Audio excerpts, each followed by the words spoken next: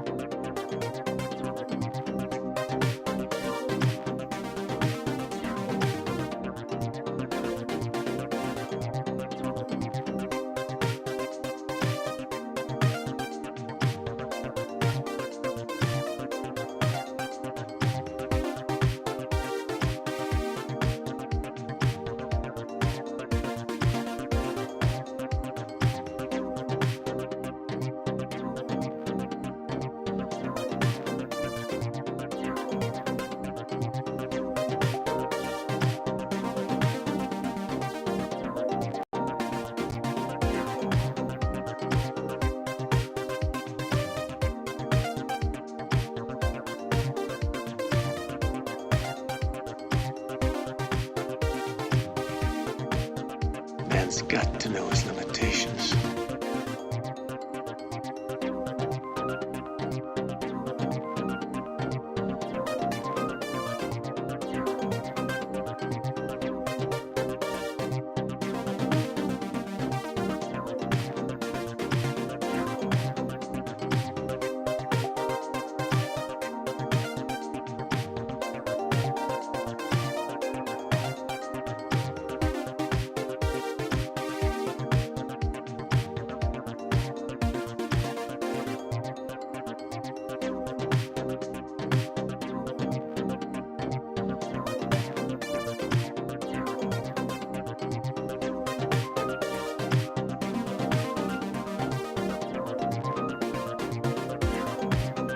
Coming live in 60, guys.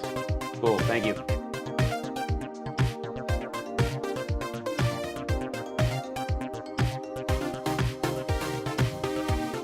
I think Johnny is running a marathon today, so I want it virtually, so he won't be with us. Or he may join later. I will cut off the music early because radio being what radio is.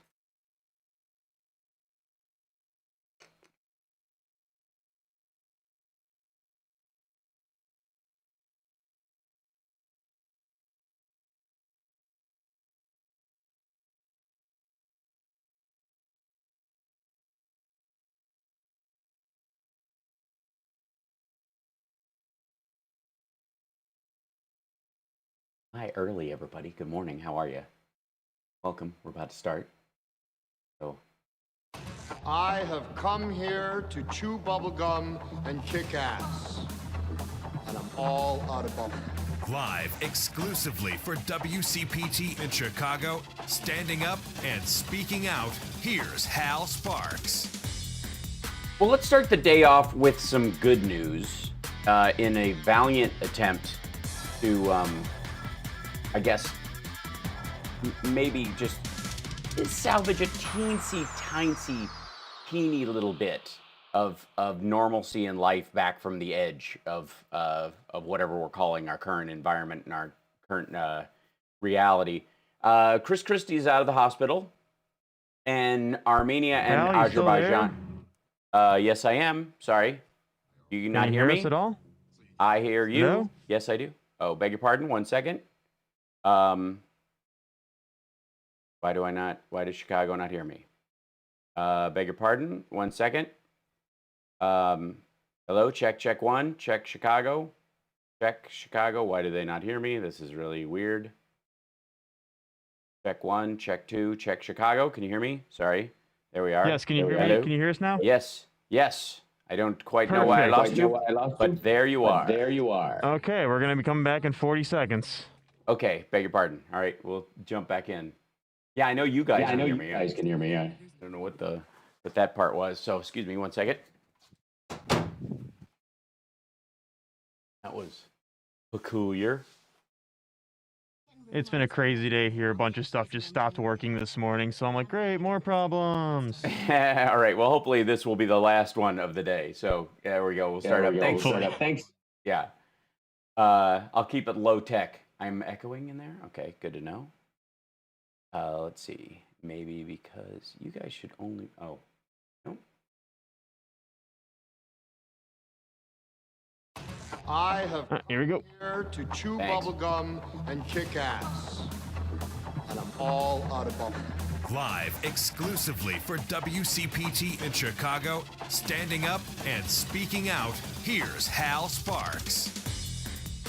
Welcome to the show, everybody. I think we're up and running now. We were worried about for a moment. There was an audio technical glitch, but I think we're all right. I think we're rolling. Everything seems to be firing on all cylinders now. And it's probably my fault. I'll tell you why. I know exactly why it's my fault. It is precisely because I wanted to start the show off with some good news, and it completely fried the basic atomic structure of our current reality. That's what happened. Because I started the show by literally saying, maybe, just maybe, we should start off with some good news. Chris Christie is out of the hospital after a week of heavy-duty treatment. No word on whether his treatment was largely preventative or whether he was really having major symptoms or what his recovery will be like. They're keeping that fairly close to the chest, but he has been released from the hospital after a week and a day since he checked himself in. The Armenians and Azerbaijan have declared a temporary ceasefire. So, there is out there in the threads of the universe, there are some things that are, righting themselves, at least in an attempt to try and have some sort of, stability in the universe. That said, though, the chaos agent in the White House is hell-bent, quite literally, on furthering the damage caused by the initial super spreader event at the White House and and quite frankly, all the other environmental super spreader events that they created as a ripple effect of that initial one, or at least a couple of the initial ones. It's hard to keep track of in some ways how immensely frightening the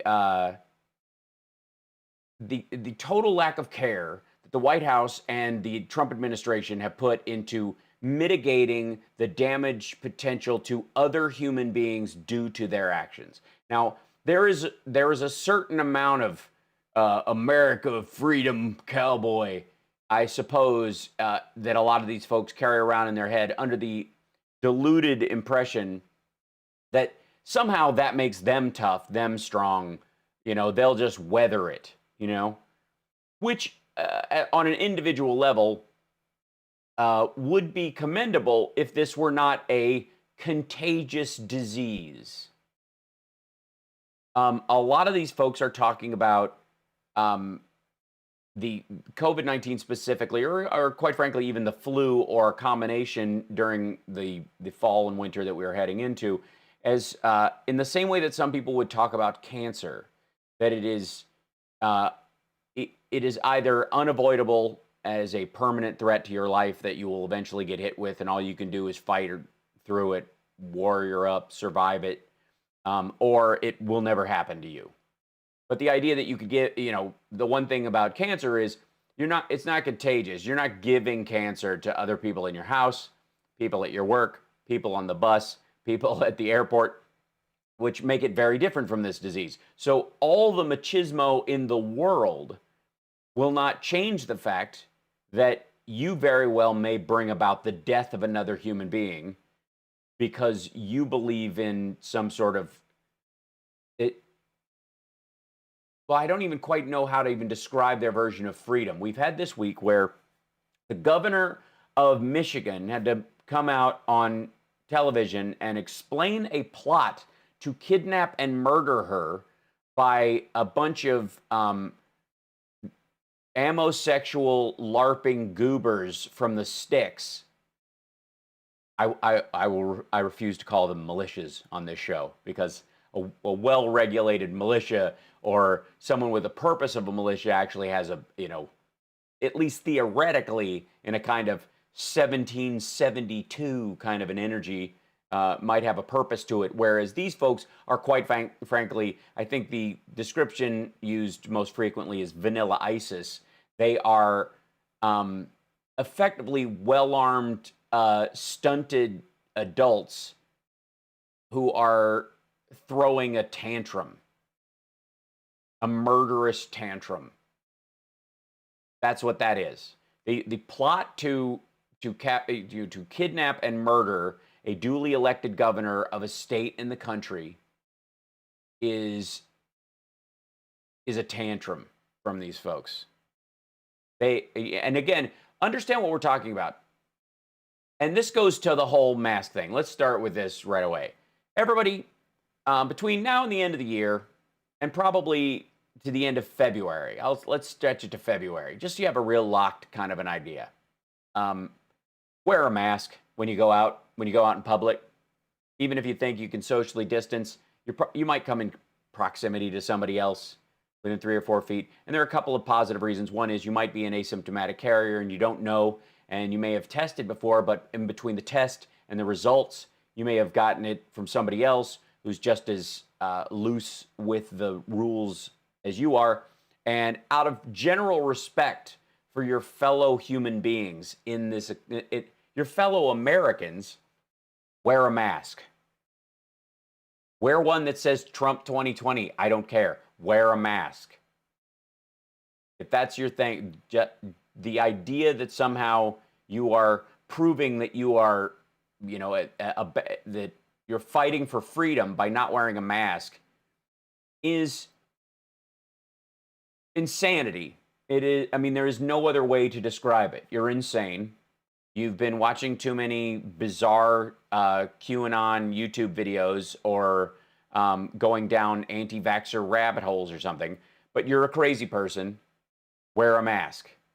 And the biggest part, and this is the standout, we got to take a break, but and when we come back, I want to tell you that Trump is planning another super spreader event at the White House today, on a day, by the way, that we know he more than likely caught his case of COVID, and a lot of other people did too, at the White House. And it took the greatest medical team on earth that supports the president of the United States to make sure that he didn't slip into a coma and cough up a lung on Laura Ingraham. But understand this, what these people wanted to kidnap the governor of Michigan for, and what they are storming Capitol buildings with long guns, threatening death upon public officials, and asserting that that their rights are being usurped. What they're yelling about in that is a temporary restriction put in place to stop a pandemic that has killed 215,000 Americans. Temporary. This is not. These people are not storming capitals to stop a change in the Constitution of the United States, an amendment that passed that is now being enforced. This is not where they're taking your guns. This is not a situation where the law has been changed and all of a sudden the America they no longer recognize, and it is a permanent constitutional change that will last forever. We have ratified a situation where the Second Amendment is ended, or there will be no more flags displayed on American grounds because they are seen as colonial, like that kind of stuff. That's not any of what this is. These idiots have decided that the temporary restriction on their lives to prevent the spread of a disease that may very well kill them, their loved ones, their parents, their children, and even, quite frankly, if you had any morals at all, your enemies who don't deserve to die, you just have a bone to pick with them.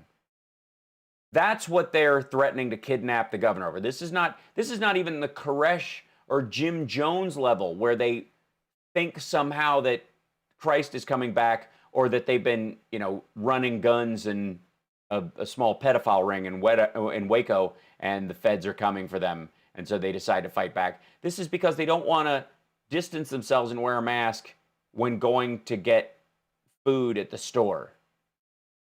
For a few months during their life, their entire life, just to save their fellow Americans. That's why they want to kidnap the governor of Michigan. Because life has been upended by a disease for 10 months. None of them stormed the Capitals when people suggested condoms, but there you go. I guess you couldn't check when you went into Denny's. So we'll be back right after this. It's the HalSparks radio program, Mega Worldwide, on WCPT Radio, Chicago's Progressive Talk.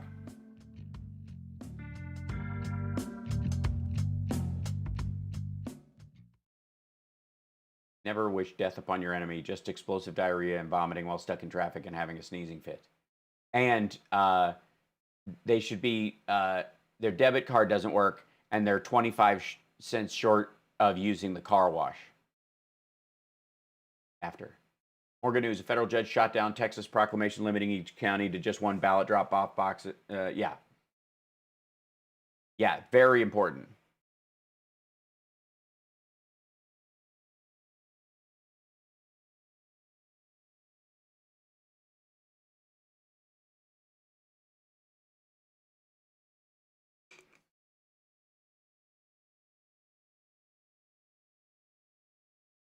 Reading something real quick. Excuse me 1 second.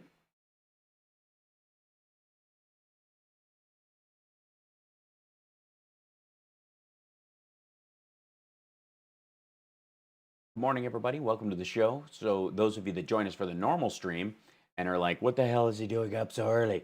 I stream on a radio show called the HalSparks Radio Show Mega Worldwide, radio program Mega Worldwide, that has been on WCPT for almost 10 years now. I do it every Saturday, 9 to 11. And I've been doing it free for a decade as a civil activity, just my duty as a citizen. And it's been going pretty good. Yeah, and I thank you for joining me this morning. If you can, spread the word. Let them know that we're on the air right now. That helps a lot. Hello, everybody. Back in Hello, 60. everybody. Nope. Thanks, Jillian. No, I do not. Thank you.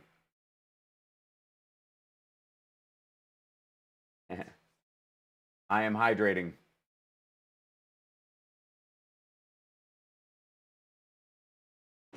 I'll explain the court packing conversation in a little bit.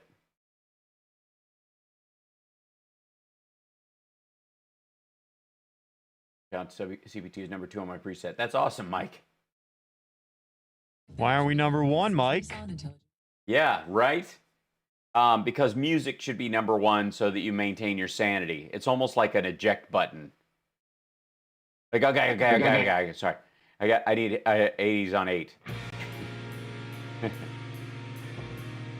This is Doris Davenport, host of The Doris Davenport Show, all local, all the time. Now let's get back to Hal Sparks' radio program, Mega Worldwide.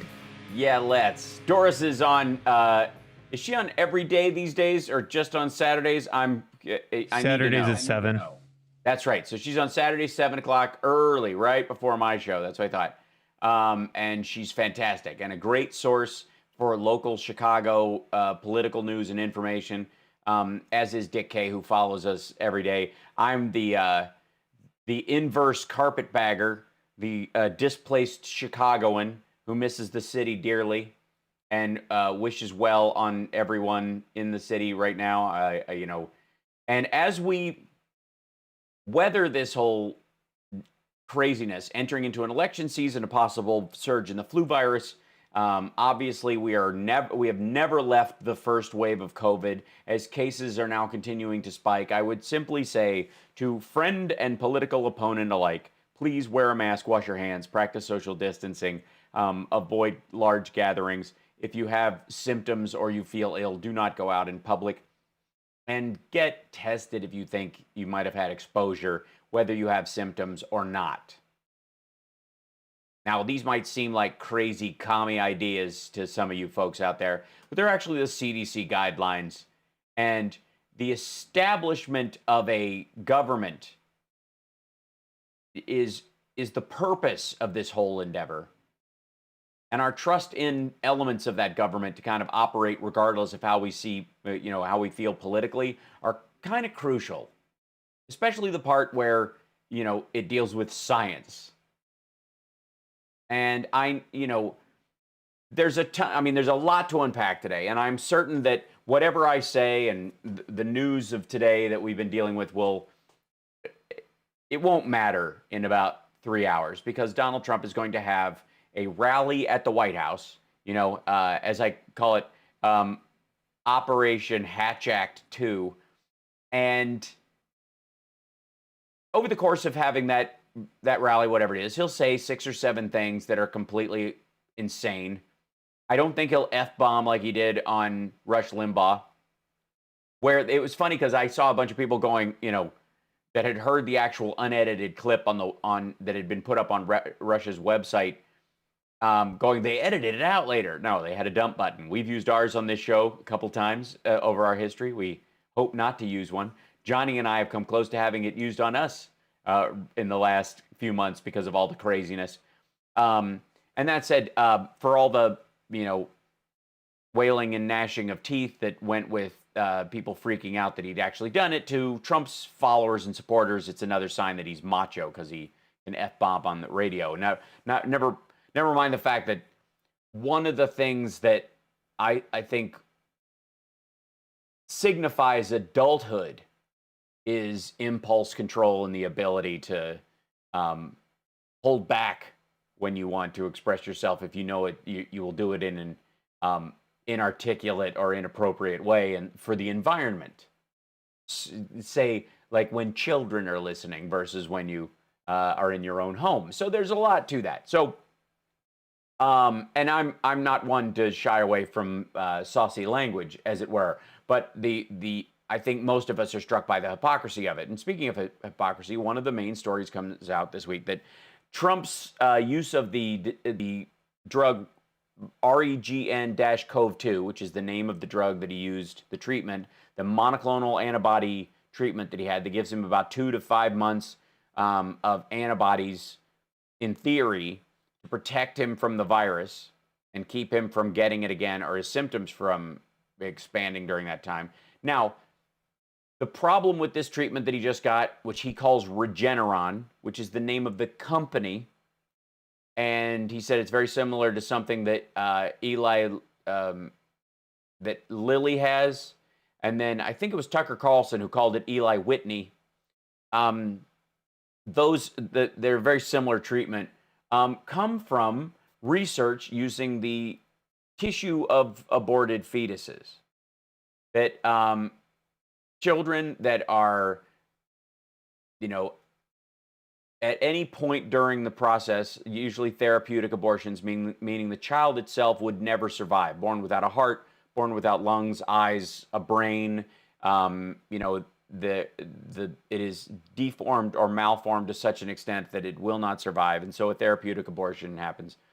Some of those tissues are used for scientific experiments, and what they do is they basically put them in a petri dish. This is the layman's version of it, and they drip in a sample of whatever they're trying to test, and if those cells are harmed, killed by the pH balance of the substance you're using, the treatment, whatever it is, or they have any other kind of instantly toxic ancillary effects, and this isn't even the stuff that is developed using, those cells. This is, they put it in a culture dish and see if they survive.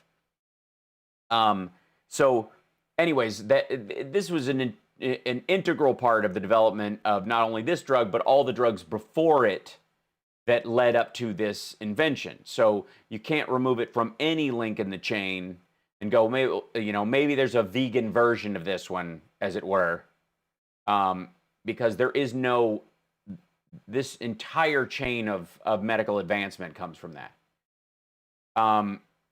which is you can have a a moral quandary about it. You can go back and forth about what you think the ethics of that are, and it's worth having an argument about, probably. The irony, though, is that the vast majority of Trump's dead-ender supporters right now are there to get Amy Coney Barrett on the judiciary, on the SCOTUS, so that she will end Roe v. Wade and therefore end abortion, because they believe it to be morally a deadly sin and wrong and should be illegal, and they believe it's murder. That does not seem to jibe with their support of this president using a treatment and calling him godlike in their descriptions of this man,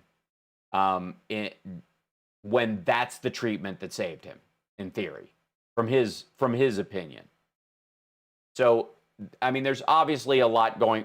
That is a Gordian knot of moral and ethical conversation that I think normal people in normal situations could sit around their living room having a real conversation about what level they're comfortable with and what limitations on abortion, if any, there should be, is a conversation people can have morally and ethically, especially if you're religious, because you believe that, in theory, that the punishment of life is left up to God in the afterlife, and therefore you should not judge anyone else's life in your time, on earth. Certainly not take a life. That is, vengeance is mine, saith the Lord, I think is one of the key phrases in that faith.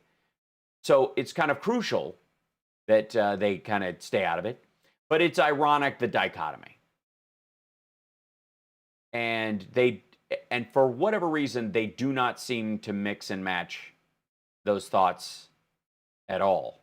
They either straight out reject the idea that it's even true, which it is measurably true.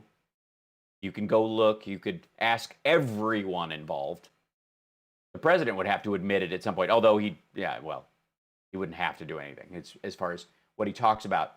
But Trump is about to have another gathering, much like the Amy Coney Barrett gathering, which may or may not have led to an outbreak at her children's school, because her first act of judgment as SCOTUS, arguably, was attending a super spreader event at the White House at the invitation of the president, where most of the people, like 97%, did not wear masks, had been to multiple places, had spread and ended up spreading the disease through multiple people, several of whom ended up in the hospital, including the president himself.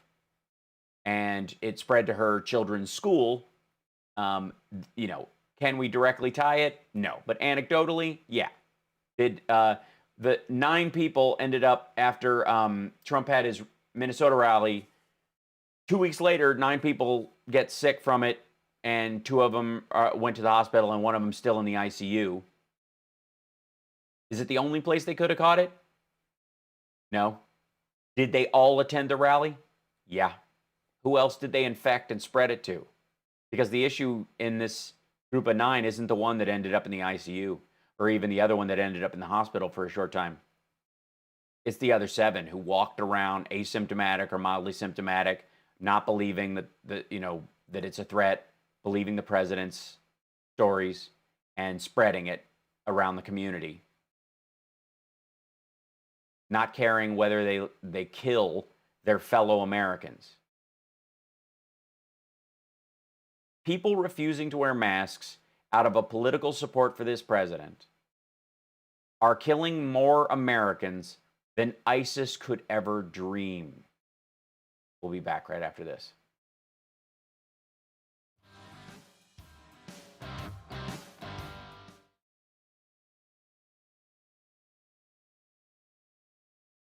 So, top of the hour, we'll talk about the whole SCOTUS court packing argument, because it's a strategy. It has nothing to do with whether or not they're going to do it. And I know that Biden's against it.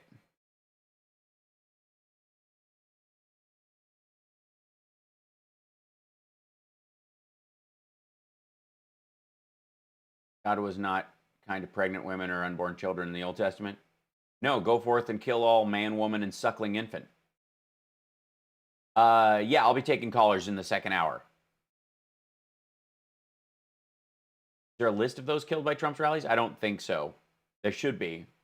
I think it's kind of, I think like those that would do it, like the Lincoln Project or those folks would see it as kind of ghoulish. Yeah, that's what I think. That's what I think. Thank you. 13 circuits, 13 justices. I think that makes sense. Representative of each of these areas. I mean, these, again, nobody's like, they're Senate. Well, arguably, they are saying Senate packing is the other fear because of Puerto Rico, Washington, D.C., and Guam, which Guam's not happening. And arguably, D.C. is not either. Puerto Rico is a very strong possibility. That's why Trump dumped a bunch of money there, hoping they would soften the vote.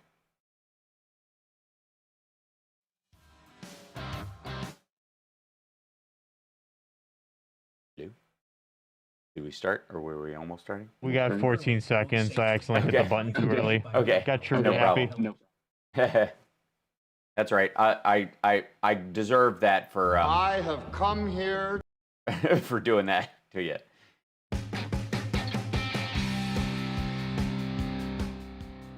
Now let's get back with HalSparks radio program Mega Worldwide. Doug Schultz, a Minnesota Department of Health spokesperson, said in an email that the department cannot say definitively that the infections were acquired at Trump's rally due to widespread community transmission of the disease, only that they attended the rally during the same time that they were likely to have been exposed to the virus that made them ill 14 days prior to the illness onset. And at least one of those people was likely infectious while at the rally. Two other people who contracted the virus reported attending a protest in response to the rally. So that should tell you guys something. When you're if you want to protest Trump, do it from home. Do it by voting. Because standing outside of his rallies and holding signs isn't convincing any of those folks. It makes them feel like they're doing the right thing, and you're exposing yourself to a pathogen that these folks do not take seriously at all. One of the stories I think a lot of us focused on when Trump initially got his diagnosis, and he's increasingly sounded fairly terrible during the last week.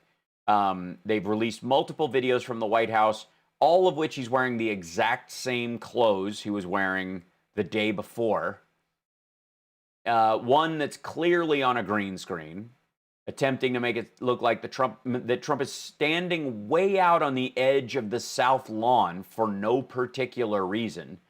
And the slope of to get all, Zapruder film about it, or, picking apart Oswald photographs, but the yard slopes far too much. It looks like someone grabbed a picture off of the Getty Images and didn't realize that where he's standing, it looks like he's buried in the yard up to his ankles, right? So this is, as the president kind of pushes this idea that he's feeling much better and that he's ready and he's raring to go, which initially, I suppose to a good portion of people looks like machismo to a lot of his supporters, looks like the hubris of an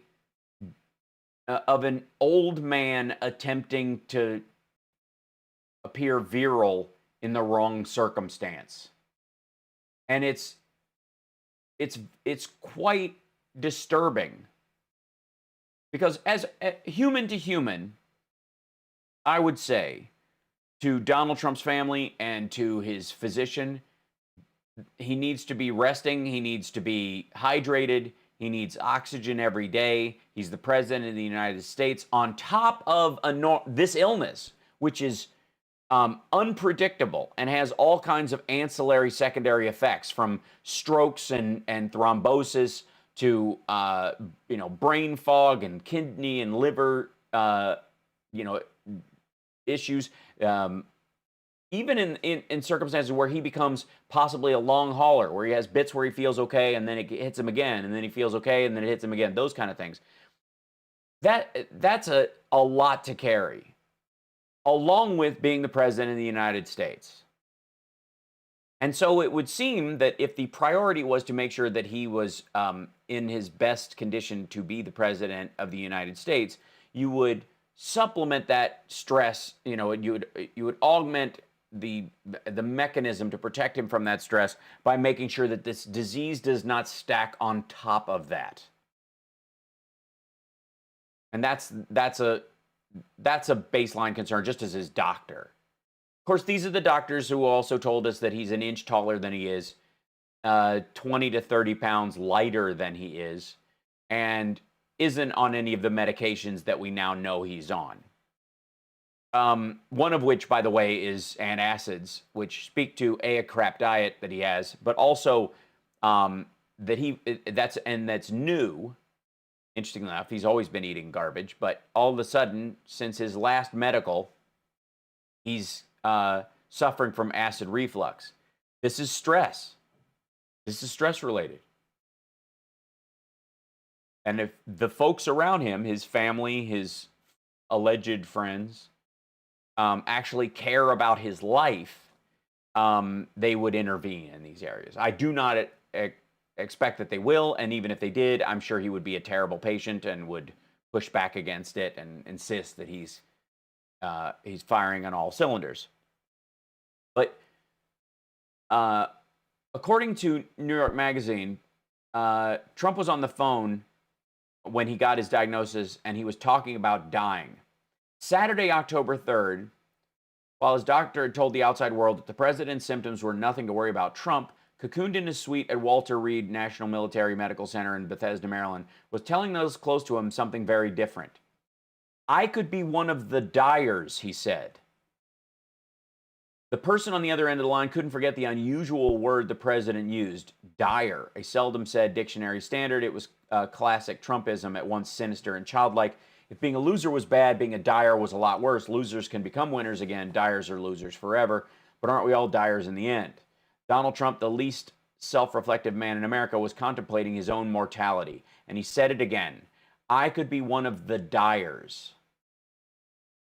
The previous day at 12:54 a.m., he had announced that he and the First Lady, Melania, had tested positive for COVID-19 in an outbreak that would sideline dozens across the West Wing, East Wing, and the highest levels of federal government, the military ranks, Trump's 2020 campaign team, and prominent supporters in the religious community. I mean, understand how this barreled through.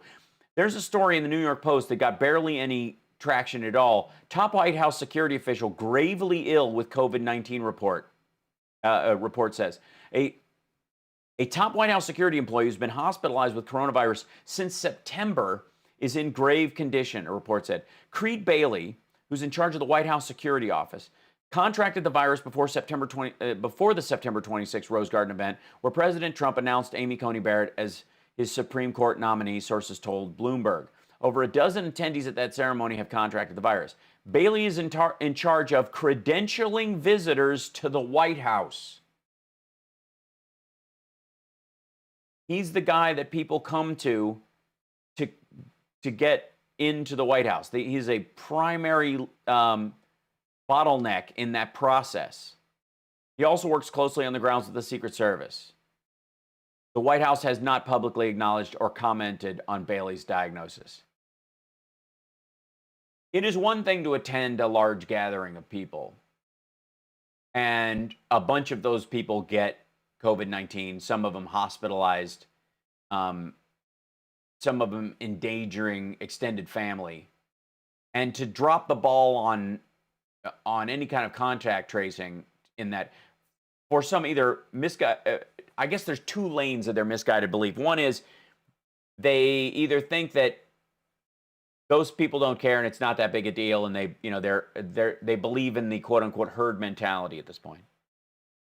Or the other lane, which is they believe that since it was on camera, you can do your own contact tracing. You know who, if you were around somebody that was at that thing. I mean, you don't if you don't watch all the news all the time and you just work near them or operate in the same office building as them, and it hangs in like a cloud after they exhale for an hour in the hallway between the offices and the bathroom.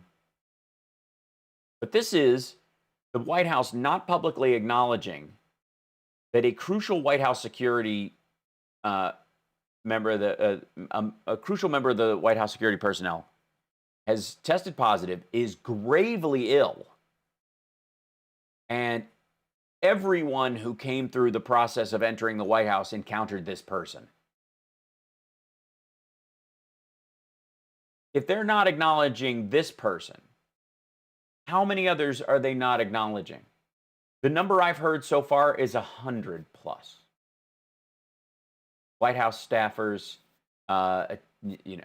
assistants, other attendees, people that come over and go back and forth to the Capitol.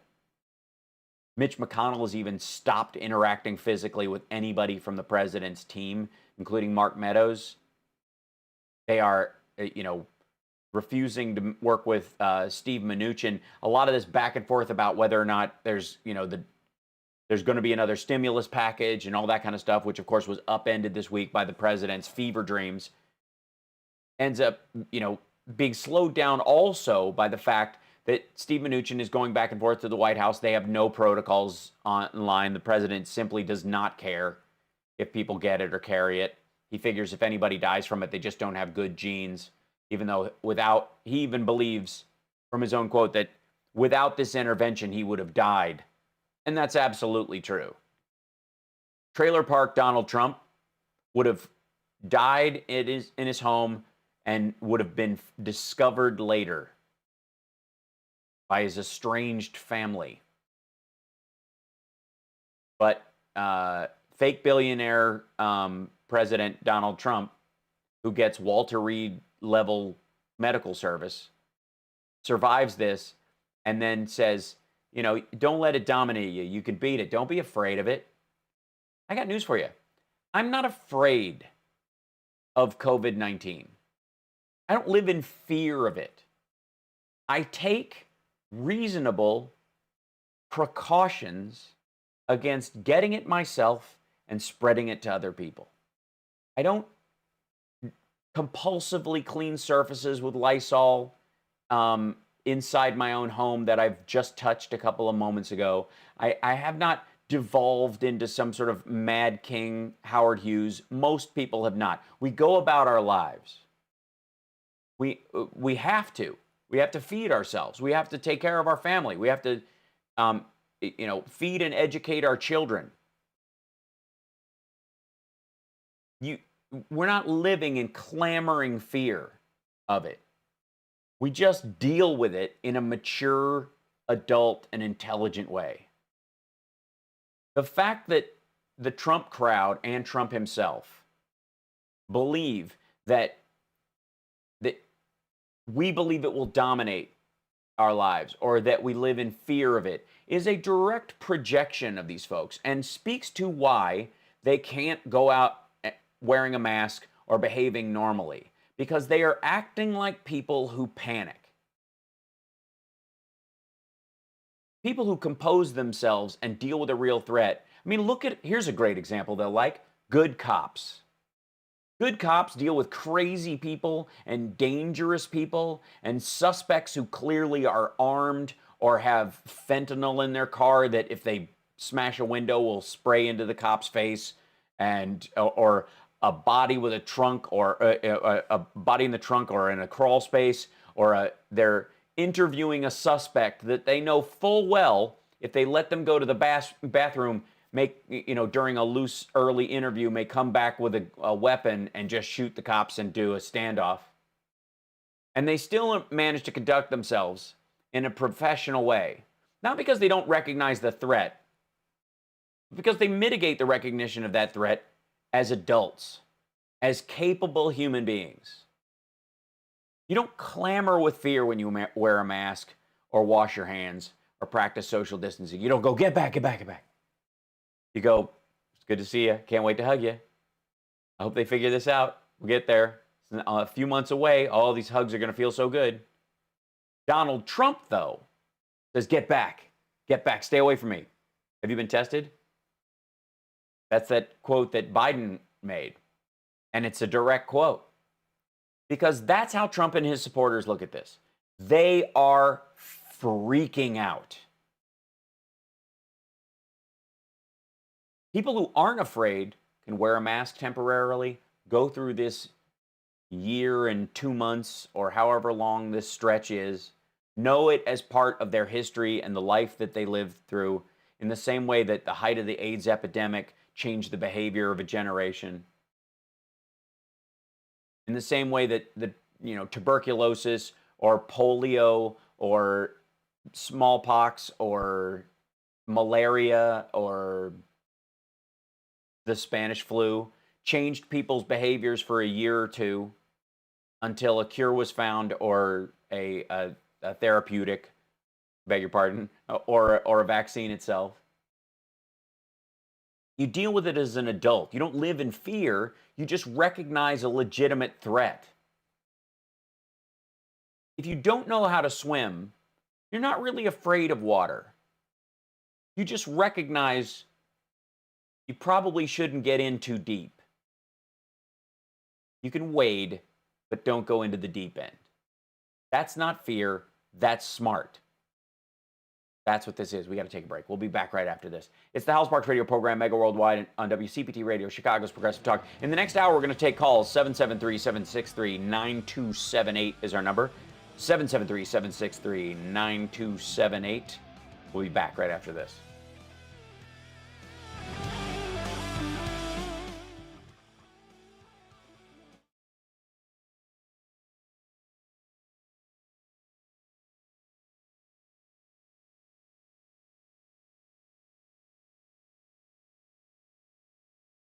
SCOTUS has had years of leaning right.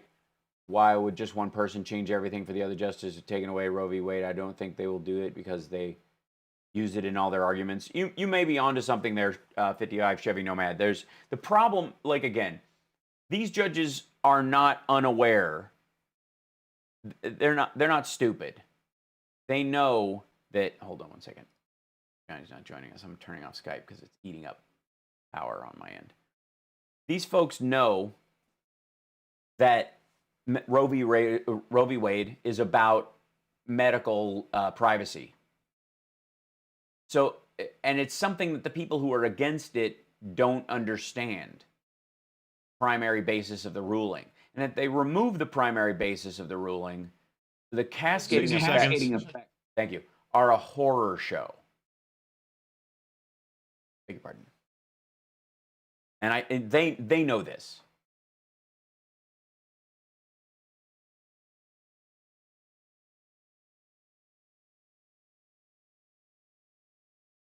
Beg your pardon, just grabbing one thing. Back in 60 seconds at the story. More like 32 now. Okay, gotcha. I would say,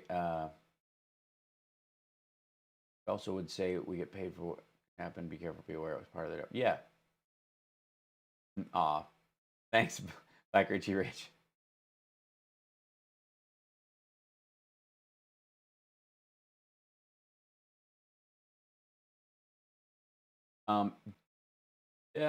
It's a little too soon to see if Jack the cat's tummy is feeling better. We'll keep you posted though if there's any change. This is Damian Perdue of Think Theory Radio, Saturdays at 6 p.m. You're listening to HalSparks radio program Mega Worldwide.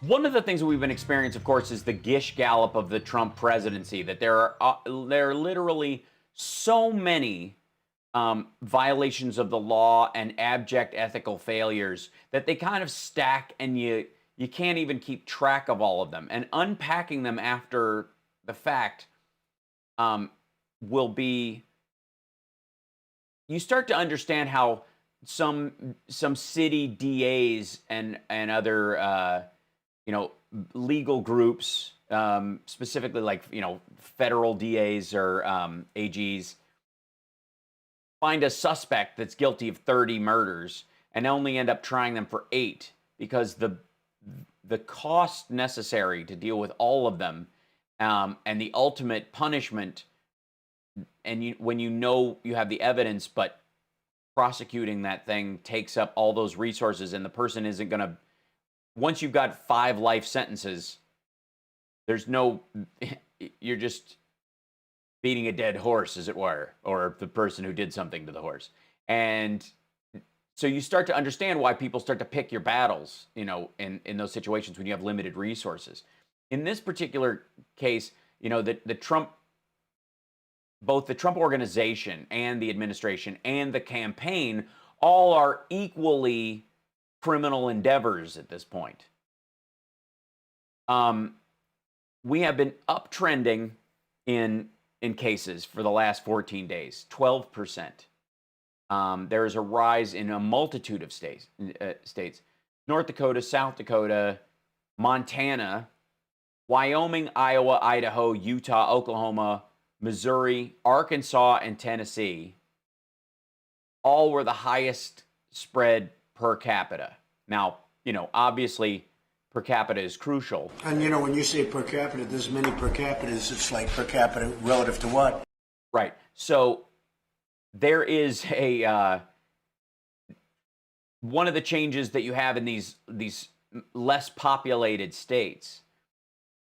While it takes a while for their per capita rate to match up to the highly populous states, even simply because of the already in existence social distancing that goes on in just living in a state like North Dakota.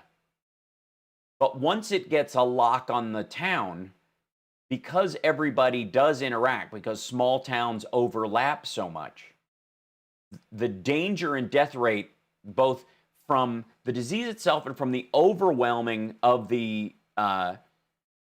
medical systems, the hospitals themselves, becomes greater than it does in big cities, which are used to the idea of, you know, cities like New York and San Francisco and Los Angeles and Seattle are used to the idea, at least, that they could be the target of terrorist attacks or major industrial accidents or problems, you know, that cause a cascading physical effect across a bunch of people that may require, you know, dozens, if not hundreds of people to get medical attention all at once on top of the regular numbers. All those cities, especially post 9/11, have systems in place just for that very thing, especially New York and Los Angeles. But, you know, Pork Knuckle, Montana doesn't.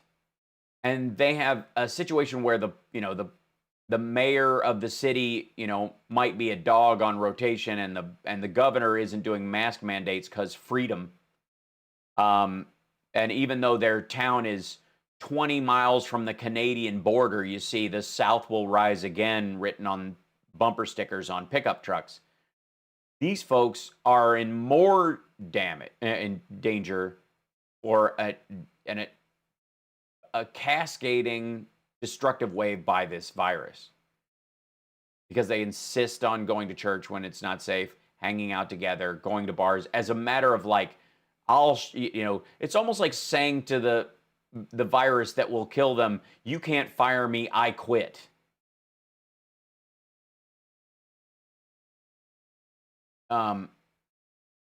And so watching this play out, watching these red states start feeling the pain of this, and trying to convince them during all this to take the lives of those around them seriously, as opposed to, you know, just acting from an individualistic version of freedom, as if you can sovereign citizen your way out of getting sick from this thing, is difficult, because they're not going to listen to me. They're not going to listen to Joe Biden. They're not going to listen to Kamala Harris. They're not going to listen to the NGOs and groups that put out, you know, PSAs about this, because they think they're all tied to Bill Gates or George Soros or a string of pizza-eating pedophiles that control the Fed or something. They're just not going to, and not because they're incapable of processing the words, but because to them, that stubbornness is indicative of character. And it's sad. And but for the intervention of Walter Reed, that very hubris, that arrogance, that narcissism would have killed Donald Trump this week. And he knows it. And he came out on the lawn and did these weird little like used car salesman ads for a drug he calls Regeneron, which comes from a company named Regeneron. The drug itself, the treatment itself, REGN-CoV2. I don't know that he can say or articulate and without stumbling, so he just wants to call it because it sounds brand-wise better, in the same way that he calls Tim Cook Tim Apple. Just easier for him. The problem with it, more than anything else, is that what we're going to see over the next 3 weeks is the increased panicky behavior of both this White House and their followers. And I am of the belief that after Donald Trump loses, he will be more unhinged than we have ever seen him. That it will get worse. It will get worse when he loses. There will be a couple of very dangerous months ahead of us when he loses. And it will be worse than that if he wins. That said, vote.org, iwillvote.com, or flywillvote.com, if you will. You can actually go there too. They bought that one as well. Have a plan. Make sure you vote. And again, I'm speaking to everyone across the entire spectrum. When we come back, we'll take some calls, but I'm also going to explain to you, in no uncertain terms, why it matters for you to vote if your state doesn't align with your party. It always goes blue or it always goes red. I'll explain to you why your vote is even more crucial. We'll be back.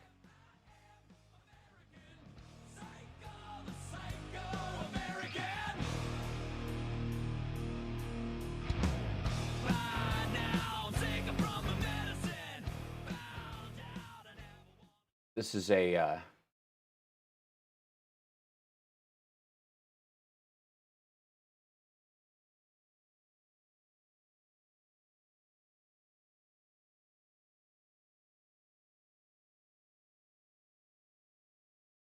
yay!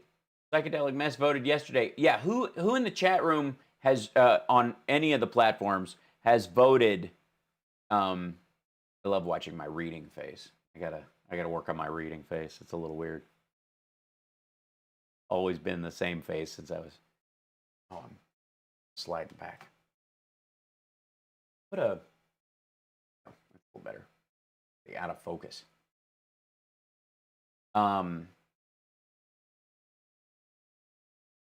Put a LUT on this to try and help separate me from the background, and it didn't work. It makes everything too kind of, it washes out the color. See, Al just got the ballot. Hope Summer, yes, she did indeed. Summer and her son is voting in his first election. My ballot came in the mail today. Can't wait to fill it out and drop it off at town hall. Very exciting. Voting next week. Day one of early voting in Tennessee. I've already voted. In Chicago sent me a Board of Elections in Chicago sent me a receipt that they have accepted my ballot. That's excellent. Voted. I'm so tired of business suing health departments too. In Rockford, Illinois, there's a bunch of bars owned by one guy suing, saying that the health department doesn't have jurisdiction. Ugh. Voted last week. We got mail-in ballots yesterday. Sweet.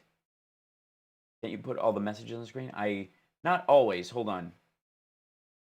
I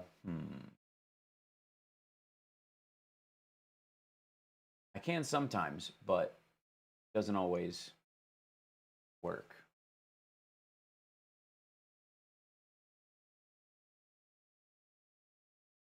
The narrow focal length. I don't know why it's blurry today. I gotta fix that. I voted wearing my RBG lace collar. Excellent.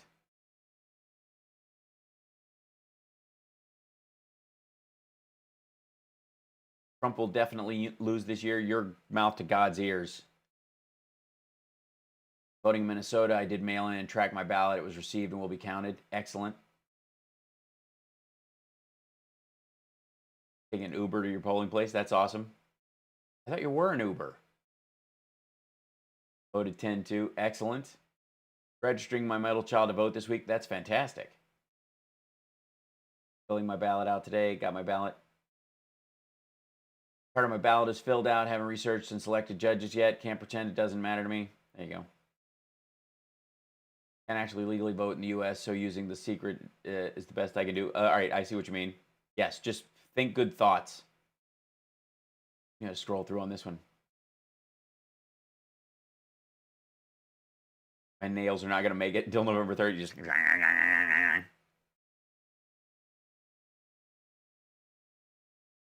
I don't know. And by the way, Trump's little super spreader event is going to happen right after the regular radio show. So we're going to roll straight into that, usual streamers. Just saying.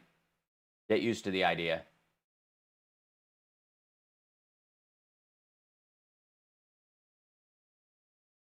Taking extra anxiety meds just to survive. Just calm. Use breathing. Don't overdo it. It's going to be okay. Boyfriend moved here from Puerto Rico, so his first presidential election that he gets to vote in. That's cool.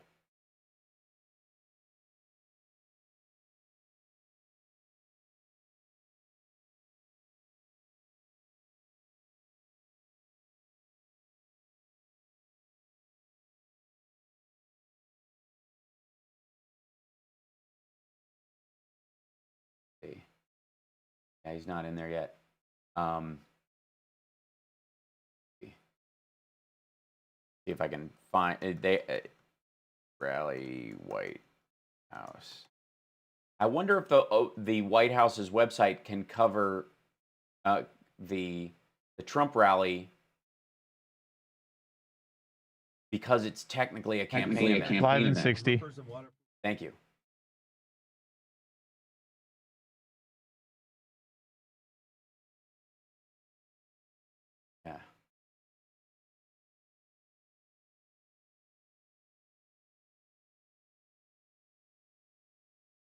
My voting plan is I haven't got my ballot yet, but when I get my ballot, I fill it out and I take it to this place in Norwalk.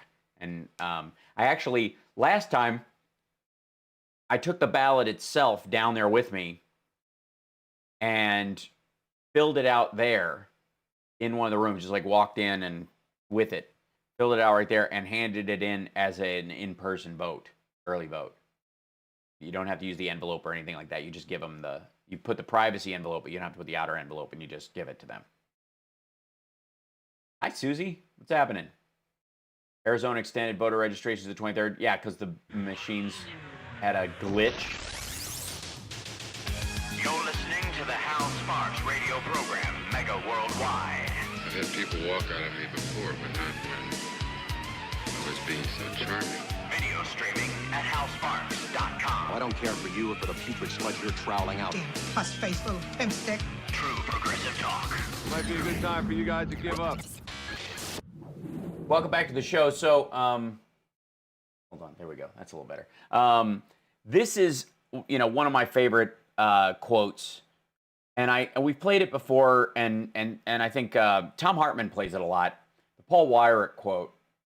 Paul Weyrich is seen as the founding father of the conservative movement, which, I've always thought it was funny because, you would think the founding fathers would be the founding fathers of their movement. The conservatives don't see that as true. They seem to be that there's, yeah, okay.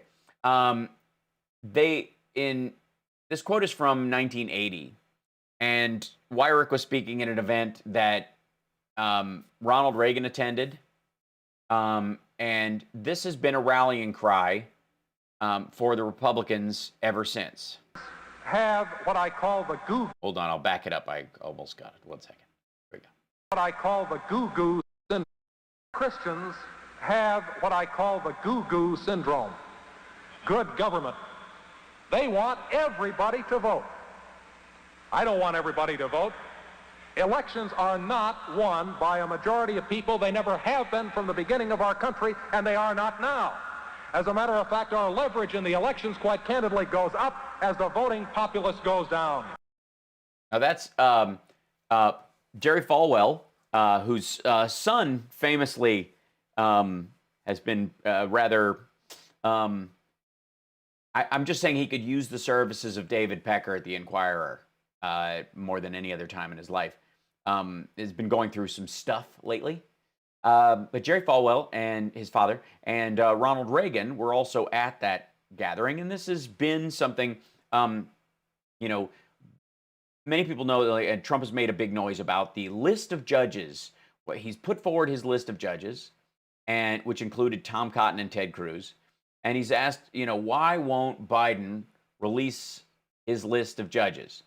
And Biden answered this by saying, if you release a list of judges, then those judges, knowing they are in consideration and publicly are in consideration for a seat on the Supreme Court, may alter the decisions they make to raise the chances that they will be put on the Supreme Court, so that they may or may not follow that line of judgment through once they get in office. So if they have some bone to pick legally that is out of the norm, but they want it to appear as though they're in the norm, they may, you know, now knowing that they're on a list, may make their most recent judgments cover for that fact or behave as such. And then once they get on the SCOTUS, they can be a Trojan horse. Or if that's not true and they are just a consistently moral and ethical judge, the perception is now there that their judgments may be possibly based on the idea of them trying to get on the SCOTUS. So you don't put them under that kind of scrutiny and under that kind of pressure until such time as you're actually nominating them.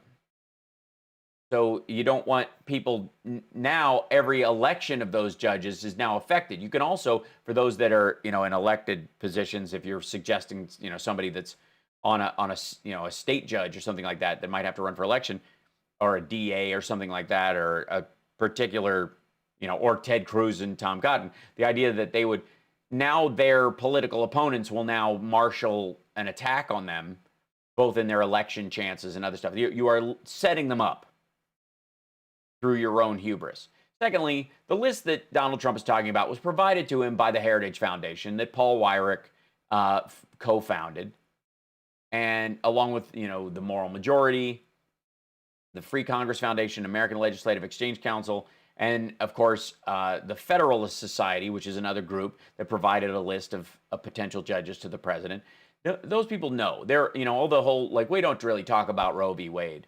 We just pick from a list given to us by people who only vet judges based on how they're going to vote on Roe v. Wade. This is not Trump's list he presented. The Tom Cotton, Ted Cruz thing was, you know, that's never going to happen. But it's presented as an illusion, a distraction, to make it sound like those were his additions, to make noise within them. So, you know, so that there seems to be some sort of daylight between him and the list. They're not serious considerations. And the question has come up, and they tried to use it in a couple of areas. And Pence and Trump have both been trying to attack Biden and Kamala Harris about this particular issue, which is, are you going to pack the courts? Because as revenge, what a lot of people have brought up, and myself included, the idea that we had 9 circuits and we have 9 judges. Now we have 13 circuits. It would make sense to have 13 judges. And the people on the court, of course, currently believe that, you know, they have more leverage in their arguments if there are, you know, fewer people on the court, I suppose.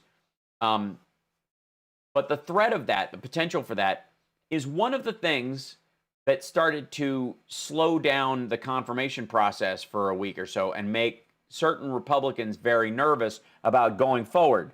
If that's a potential weapon that the Democrats would use if they shove through this, you know, in a direct contradiction of what they did to Merrick Garland and the standard that they set, if the answer to that from the, you know, from the Democrats is, all right, well, if you're going to create a new standard every time you come into office, how about we finally have 13 judges on the bench?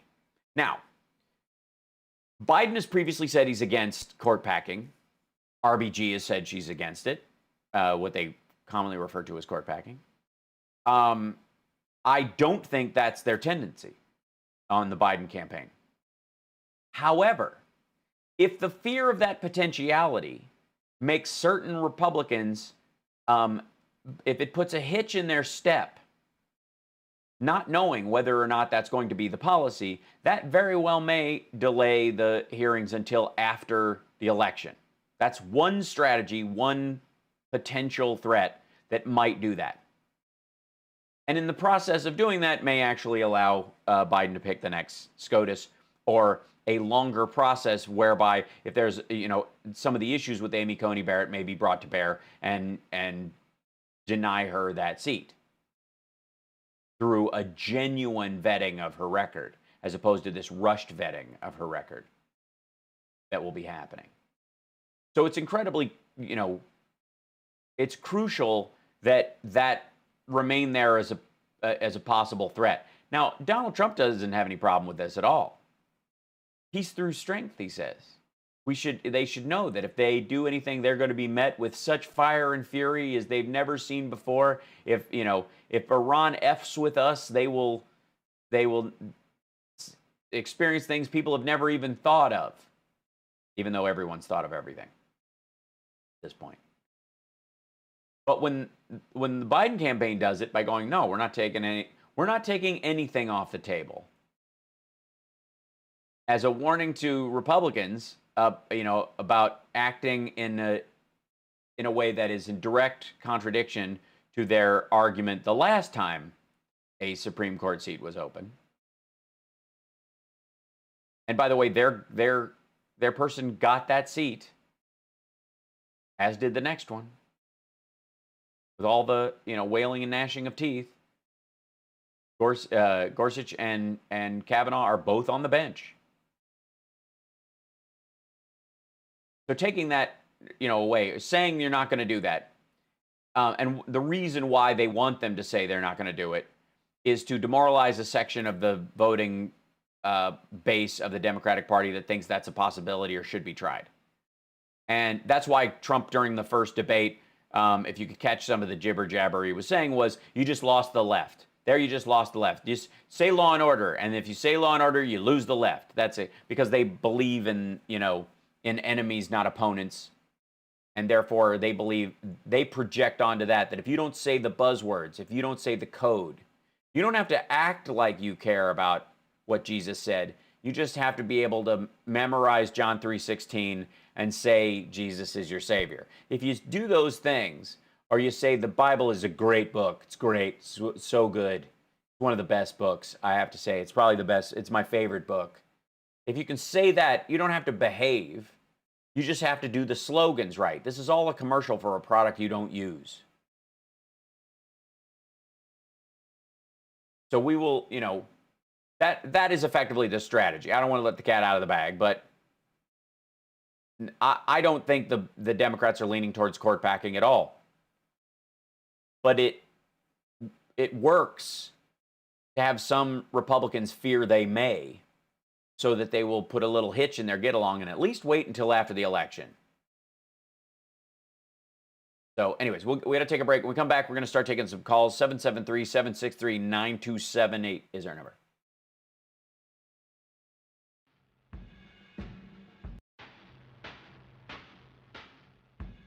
Yeah, we got full phone lines, Hal. Excellent. Don't doubt it. Wonder why. Yeah. It's not like anything's going on. Nah. Yeah.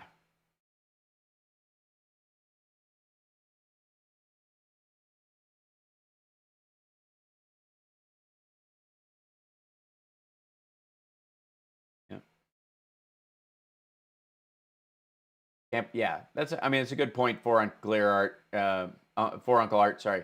Can't play poker if you show your cards. This is so obvious strategically to anybody that pays attention.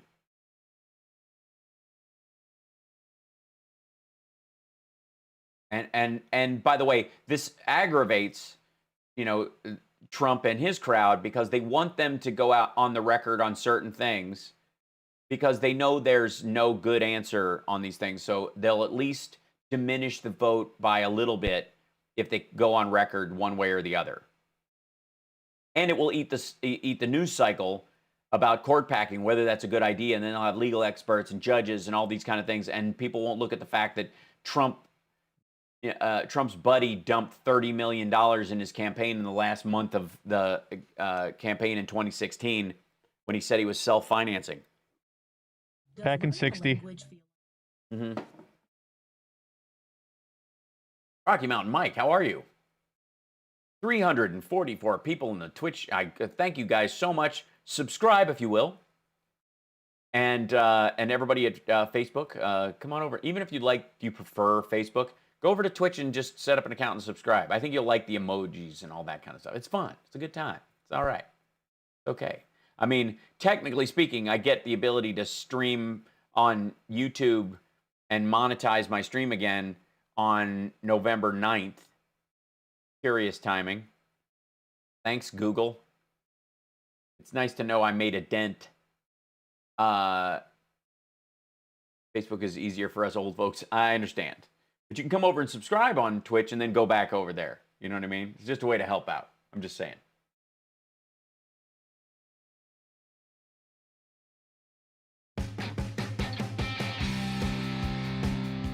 This is Tom Hartman, and you're listening to the Hal Sparks radio program, Mega Worldwide on Chicago's Progressive Talk, WCPT. There is no shortage of things to talk about this week. That's why some of these shows are actually harder, just because of the volume of stories that are going on. And no doubt I've touched a nerve on several different things, so we've got a bunch of callers on the line. Let's start getting through them. Who do we have first? Devin? First, we got EO from the chat room. Oh, right on. Hey, EO. Who I believe Actually, is... I wanted to... Yeah, Yeah, I had a happy ending to give you, and I wanted to wait until the end of the show. Well, then by all means do. I mean, don't, call back in the last quarter and make sure that they know to let you in there. So hang on to it. Hold it, because we need them. We need some happy endings right now. So hang out, EO, and I thank you for that. And then let's grab the next caller real quick. Who do we have, Devin? Next, we got Gonzo from the chat room. Gonzo, right on. Hey, what's going on, buddy? How are you? You don't have a happy ending too, do you? Do you need to wait as well? Is everybody calling early? Yeah. Okay, go ahead. No, this one's a pretty touchy subject for most people, and I want to start off by saying it's about abortion because of the threat of the Roe versus Wade being overturned in the new Supreme Court threat and stuff like that. But I don't even believe that Democrats are really for abortion itself, but they are for the right of a woman to have her medical privacy with her doctor, and if it includes an abortion, then that's what it is. Right.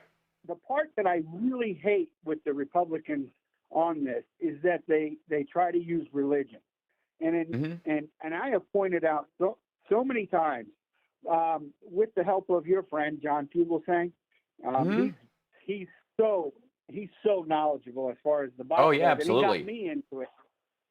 So I've researched, and like for Republicans to say that God is against abortion, I don't see it in the Bible. God said, right. Well, go forth and kill all man, woman, and suckling infant is a pretty rough Bible verse, and doesn't really lend its, and the idea that God creates all things, and that all things are part of a greater plan, which is the root of all faith, and then to assume only certain sins on only certain people, because, like I said, if you believe in bombing Iran or Iraq into the Bronze Age, and you think this is a good revenge for 9/11 or what have you, as many of these folks did, the idea that there weren't pregnant women or newborns in the areas that were shocked and awed is an absurdity. Correct. Absolutely. The hypocrisy is ridiculous. And I want to further go on with what is actually in the Bible on this, where God has said numerous times that he'll form a man to look like a man, but he's not alive until he breathes the breath of life into him. And he says this 12 different times in the Bible. So when Right. people say, "Oh, life starts at conception," maybe Right. part of it does, but the actual life that you're pertaining to, that you believe in the Bible, that you think is some sort of crime, it isn't. It doesn't looked line that up with way Scripture. when God sees it that way. Right. Right. Like there's 60 different crimes that are punishable by death in the Bible, and abortion isn't one of them. And Right. and when people want to talk about they cherry pick certain parts of the Bible, literally John has shown this one thing. He said that in Numbers 5:11 to 31, that's the only time abortion is even really mentioned in the Bible, and it's called the test of the unfaithful wife, and it basically is God teaching Moses how to give a woman abortion if he feels his wife has cheated on him. It's pretty clear. It's Right. very clear, and It's male dominant tribal behavior overlaid onto the word of God. The inability in a lot of tribal systems to separate what are the religious beliefs from the hierarchical tribal values of any particular group. I don't doubt that there were true believers among, say, the Aztecs or the Mayans. I'm going to go with the idea that if there was some sort of God telling them what to do, it wasn't telling them to eat 40,000 hearts of the neighboring village. That's something that one of the guys running the place came up with on his own. So that is, I mean, and it's a great point. Fear to the people. Yeah, and Gonzo, I think there's the clearest part of this again goes to, I suppose, of course they don't consider that because they don't actually believe it, because the overlap between the people who are allege that they are pro-life and the people who allege that it's because of their right to bear arms that it's the right to bear arms that they're defending, and not the sort of LARPing fantasy that one day that they'll have a showdown with UN shock troops that just happen to be wearing the sheriff's outfits of their local police department, is really the reason behind it. You don't need 60. Yeah. Go ahead. No, go ahead. No, I was, That's why I always. There's no way. That's why I always say that they're not really pro-life; they're pro-birth, and it that's when I usually get blocked or somebody yells at me or something. Sure. But well, that's true, and again, I don't have a problem with somebody if they're actually pro-life. If it's a consistent refrain across their entire life, there are groups of evangelical and Protestant and Methodist and Lutheran and Catholic Christians who are anti-abortion. They are against it. They believe that once a baby is conceived, it is alive and it deserves to live its life. And they are also anti-war, and they are pacifists, and they are anti-death penalty. Many of them are against life without the possibility of parole because they believe everyone has the chance for redemption. There's about 9 of those people, though. That's the unfortunate part. Yeah. The rest of them, it's a bumper sticker. Yeah. Yeah, and there's no party that'll support that because it's too broken up. It's too much of one party and too much of another and everything else. It's too complex. I'm going to leave you with. Yeah. Oh, sure. The last thing I want to leave you with is a quote by John. I wrote it down the last time I listened to him. He said, "It amazes me that Republicans got Christians to vote against everything that Christ talked about by talking about abortion, which Christ never talked about." Right. That's where I wanted to leave it at that. Yeah, it's. John's writing is like is like a frog's ass in cold water. It is the tightest thing in the world. He's so well refined in what he crafts, and it's a joy to work with him. 2 weeks from today is the Sexy Liberal show. I know I'll probably see you there, but I want to remind everybody, sexyliberal.com for tickets for the live virtual show, the last one before the election. Now we will have lots of craziness after the election to deal with, as far as the show goes. But holy smokes, is this one crucial?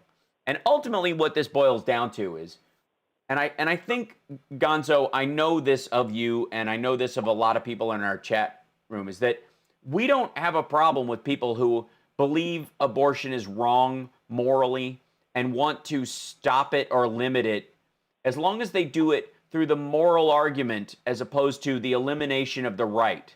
Because quite frankly, and I've talked about this before, but when you make a law, you eliminate the morality associated with it. And sometimes that's out of choice. You know what I mean? If I don't kill someone because I know killing is wrong, that is entirely different from I'm not killing that person because there's a cop standing right there, or I know I will leave evidence behind that will get me convicted and put in jail. The morality of it evaporates when you're only behaving because it's the law. And from a religious standpoint, faith and morality are interlinked. If there are absolutes, if it was no longer, if God is known and not believed in, then the morality of it goes out the window. You are no longer a moral being acting in the way that your God wants you to believe, based on even the reward or punishment structure they have set forth in their scriptures. You are doing it because you are a child and you'll get a spanking if you take a cookie. And that is not right. That is not moral. That's not grown up. That is not realistic or even an act of faith. That it is the child that does not take the cookie because they've been told that it will spoil their appetite, and dinner is an hour away, and mom will let you have 2 afterwards if you just behave yourself. That has a semblance of maturity that you can count on them growing up with. And that's what's lost on a lot of these folks. That really is the missing link in, no pun intended, with these folks, is that they are trying to legislate morality out of existence. Right. And I've always said, you're only going to know your own true morals when nobody's looking. That's right. If you only do it to impress somebody, or to show somebody, like, look what I've done, or look who I am, then you're not doing it for the right reason. You're doing that's it right. And that's also it's a great point, because it's how they project onto women in this circumstance. You can tell that the Falwells of the world and the Donald Trumps of the world and the supporters of Donald Trump, who know full well that he's paid for abortions in his life, all of those people project onto women that if nobody's looking, I'm going to do everything I can to get away with it. This is how they live. They don't. That's why Donald Trump stood there in Arlington, or I think it was actually, in Arlington, going, "What's in it for them?" He doesn't understand a non-transactional relationship. He doesn't understand being moral when no one's looking. He doesn't understand. They can't even operate a charity in New York City, in New York State, because they defrauded people, because they don't understand charity at its root. So of course they think that women will have, cosmetic abortions. That's what they really believe. They believe that women can't wait, that they are so deeply sinful and disgusting that they would just do it because they almost get pregnant just to see what it's like to have an abortion. Like, that's the mentality. And in a lot of the ways that this leads to that belief that there's projection across the bases. We're at the break. I'm sorry. Gonzo, it's always great talking to you, brother. And EO, we'll talk to you at the end of the hour. We'll be back right after this. It's the HalSparks radio program, Mega Worldwide, on WCPT Radio, Chicago's Progressive Talk. WCPT820.com is their website. All your favorite liberal talkers are there. You can go and listen to their shows. And of course, we stream every day, as well as this regular show, twitch.tv/HalSparks. Subscribe, become a Patreon supporter of the show, patreon.com/HalSparks. We'll be back right after this.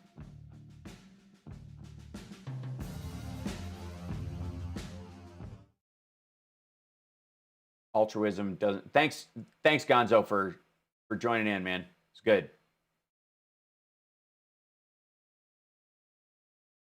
Yeah, obviously the main flaw of the Bible is, as you see it, is the Congress of Nicaea at 462, 463, yeah, 462. Revelations was never supposed to be at the end. It was a fever dream, just like the one Elijah had, but they decided to put it at the end for narrative reasons.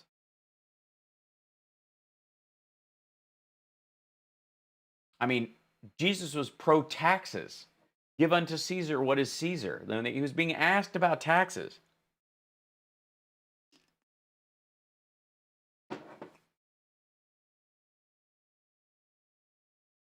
I'm trying to Trump is supposed to do this live event today. And usually when there's one of these rallies or any of that stuff, Jesus didn't whip bankers. He drove bankers out of the temple, which was weird in some ways, simply because one of the reasons why the moneylenders had moved into the temple was because it was the one area where people wouldn't cheat. 60 seconds. Thanks. It's why our churches for a long time our banks look like churches, the columns, all that kind of stuff, because they wanted you to have reverence. You would, if you thought, if there's a big statue of God right there, you're more apt to be honest because it's staring right at you. I mean, across town. Oh, is he live? Does he have a maroon tie? Right. Yeah. Will he have it? Yeah. Oh, maybe that's why he green screened on the lawn, because they were shooting this fake rally and they're playing the video after the fact. Wouldn't that be hilarious? We need a helicopter to fly over during it to show that there's nobody actually there. Thanks, Silver Mask. I would love to do more video game voices. I very well may. Arguing against people who want to parse the translation of glorified game of telephone. Yeah. I'm Dick Kay from Back on the Beat, and here is the mega worldwide radio program with Hal Sparks. I am looking, but I can't find the Trump rally showing up on YouTube. Normally when they do these rally things, they have this thing that it'll start in an hour, and set a reminder on multiple different events. And not currently. Not seeing it yet, which is very curious to me, because it's supposed to start, according to its schedule, in a half an hour. 2 o'clock East Coast time. 2 p.m. official property owned by Donald Trump rally fundraiser. Golf travel outside the U.S. President delivers remarks at a peaceful protest for law and order. That's what it says on the schedule. But not. I'm not seeing the where they start flagging it that they're going to stream it live. So we shall see. Thanks, Al Vickery. Yeah, they've been talking about it on MSNBC. Usually there is a thread of this. If he comes out and has a coughing fit, it's just not a good look. So we'll see if this rally turns out to be, audience is there. There will be reporters there. Yeah, we'll see. I'm curious about it. Anyways, let's grab more callers. Who do we have, Devin? Next, we got Paul from Seattle. Right on. Paul from the hellscape. Paul, I don't know if you have to cough because of all the smoke. I understand. Are you in the middle of the crater or at the edge or the suburbs of the crater? Because I understand that Biden's planning on outlawing the suburbs of the crater in Seattle, what's left of it. Oh yeah, you'd be for sure outlawing. You'd be for sure outlawing Kirkland, because we're too rich, and that's exactly who Biden wants to get rid of, the rich liberals who raise their own taxes, pay for their own schools, and finance the red states. Right. Finance the red states, right?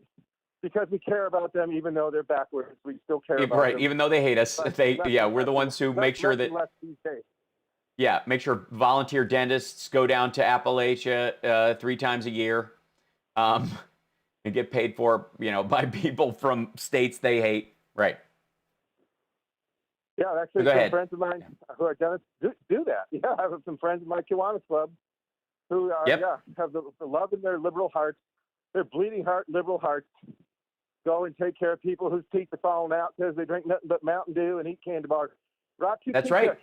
Mountain Dew and one of my dad's friends growing up is a dentist in Louisville, Kentucky. Bless his heart. Probably, in the zone of people you would think is a Trump supporter just because of his age and his skin color, and his geography. Volunteers his time to go to. He's a dentist. Goes to Appalachia 3 times a year to pull teeth and fill teeth and do all kinds of stuff for these folks. Who, if they knew how he voted, would spit in his face.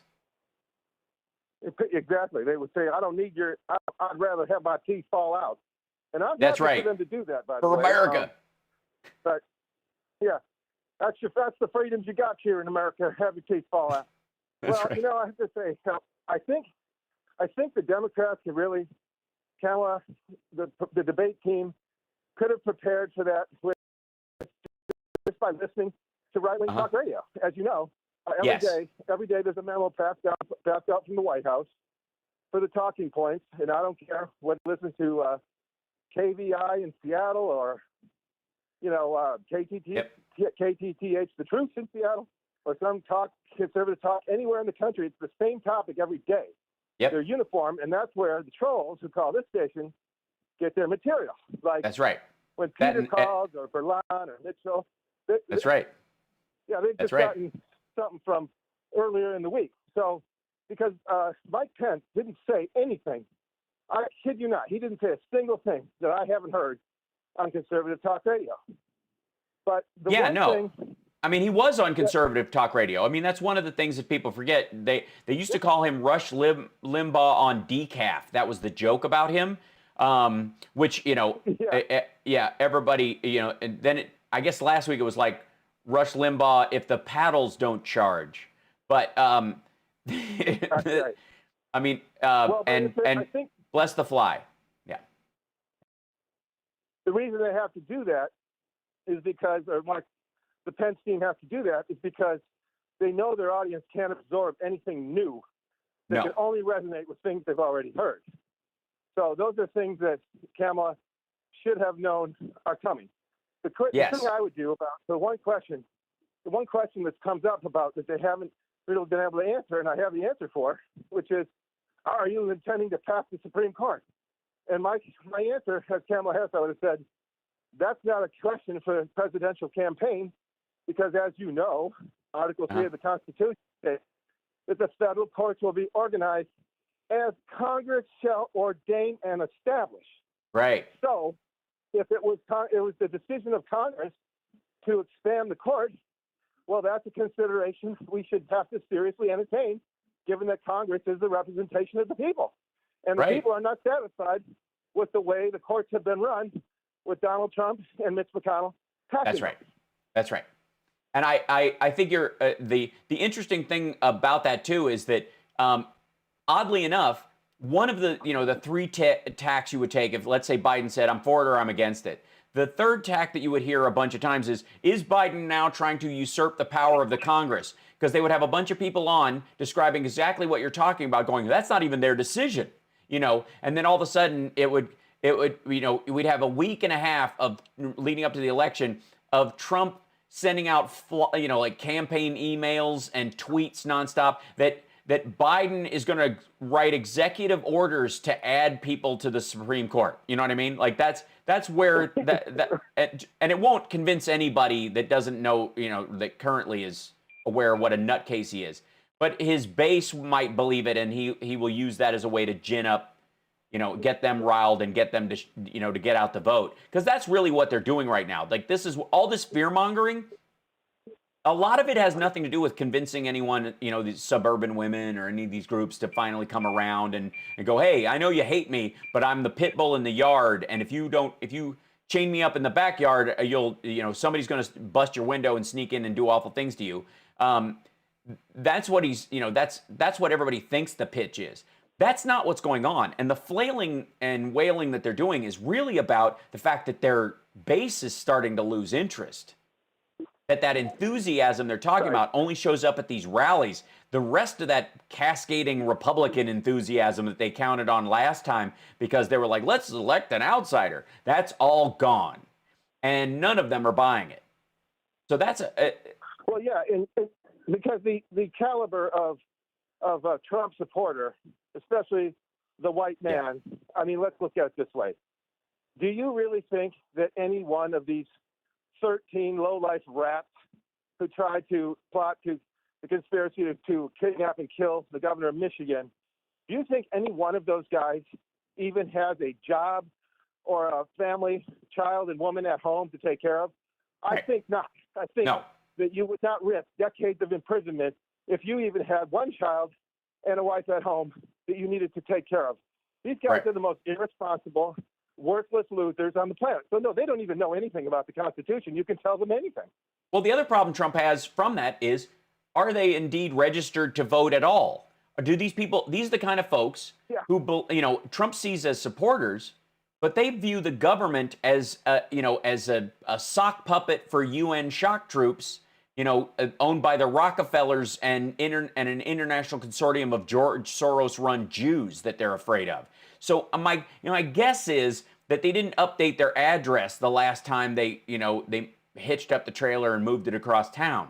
So I don't buy it that these folks. That's another problem that Trump is running into in the base that he courts specifically, is that a bunch of them, much like his vaccine stuff, the problem he's running into is that he represents the largest group of anti-vaxxers in the country. They are a part of his base. Right. So selling a vaccine to the country that his own supporters will be the first ones to decry. Imagine, if you will, the Republican base lining up in a Walmart parking lot to get a shot in the ass from a military doctor in full PPE. I doubt it.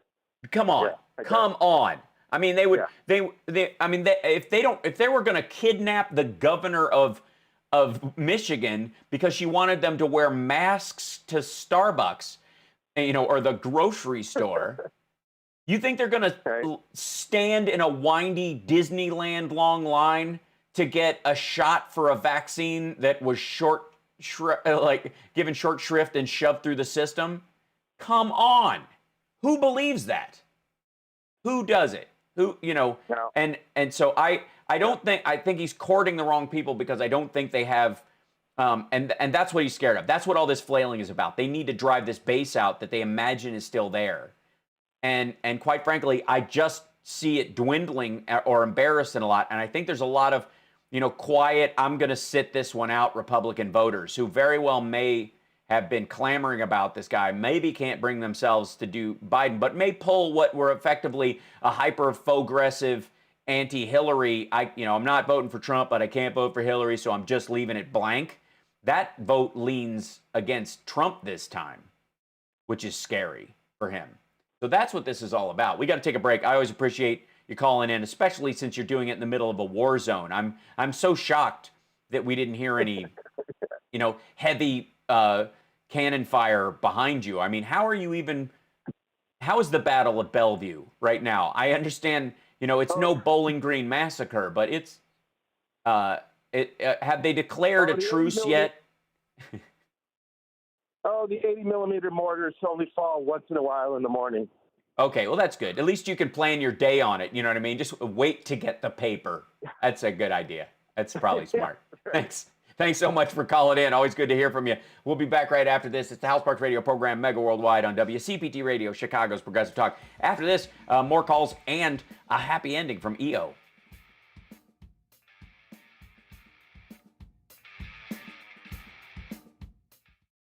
All right, Hal, we got 2 callers, then we got EO, so we can try flying through them both. Excellent. I like it. Although one of them's our good friend Peter the Troll, so. Sure, why not, Do we do that at the top, and then if I ever say bye, just drop him? Will do.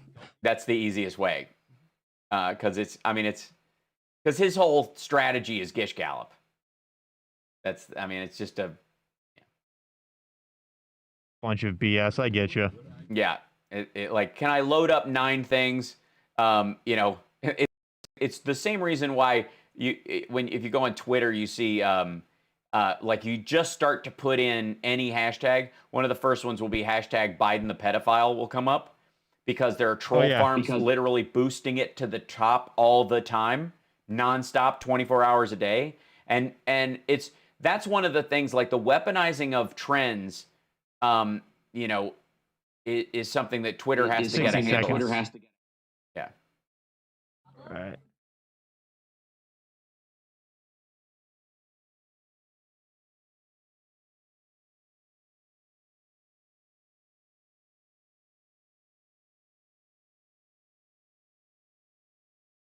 So,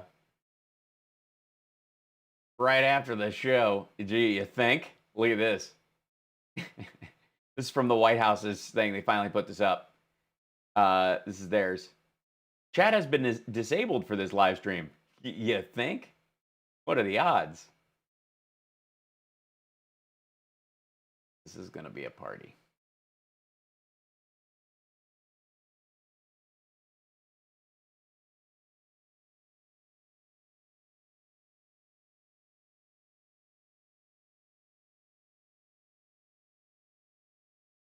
Back in.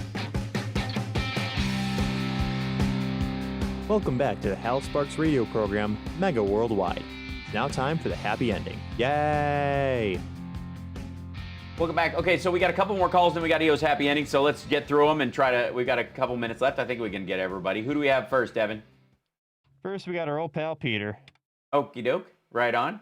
Hey, Peter, welcome to the show. How are you? Hello, Hal. Good. Hey, listen, Joe Biden won't answer the question on packing the court. I don't believe that Joe I already Biden dealt with that. would. I talked about that earlier. I understand. Did you not hear that and part? The reason why we he already won't addressed answer, that.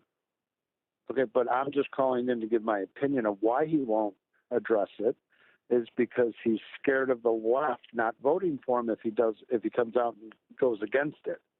So in that respect, well, that's the Trump. Yeah, but that's the Trump campaign strategy for why they want him to say it either way, because that's their belief as well. That's been their belief. Of course. Well, that's of course it is. So what? But that's okay. So what? Yeah. Biden's too scared to say what he really believes in. Is the point to that and other issues. He won't come out and say anything that offends. Where are Trump's the left. taxes? He says, "Oh, I'm not going to ban." Where are Trump's taxes?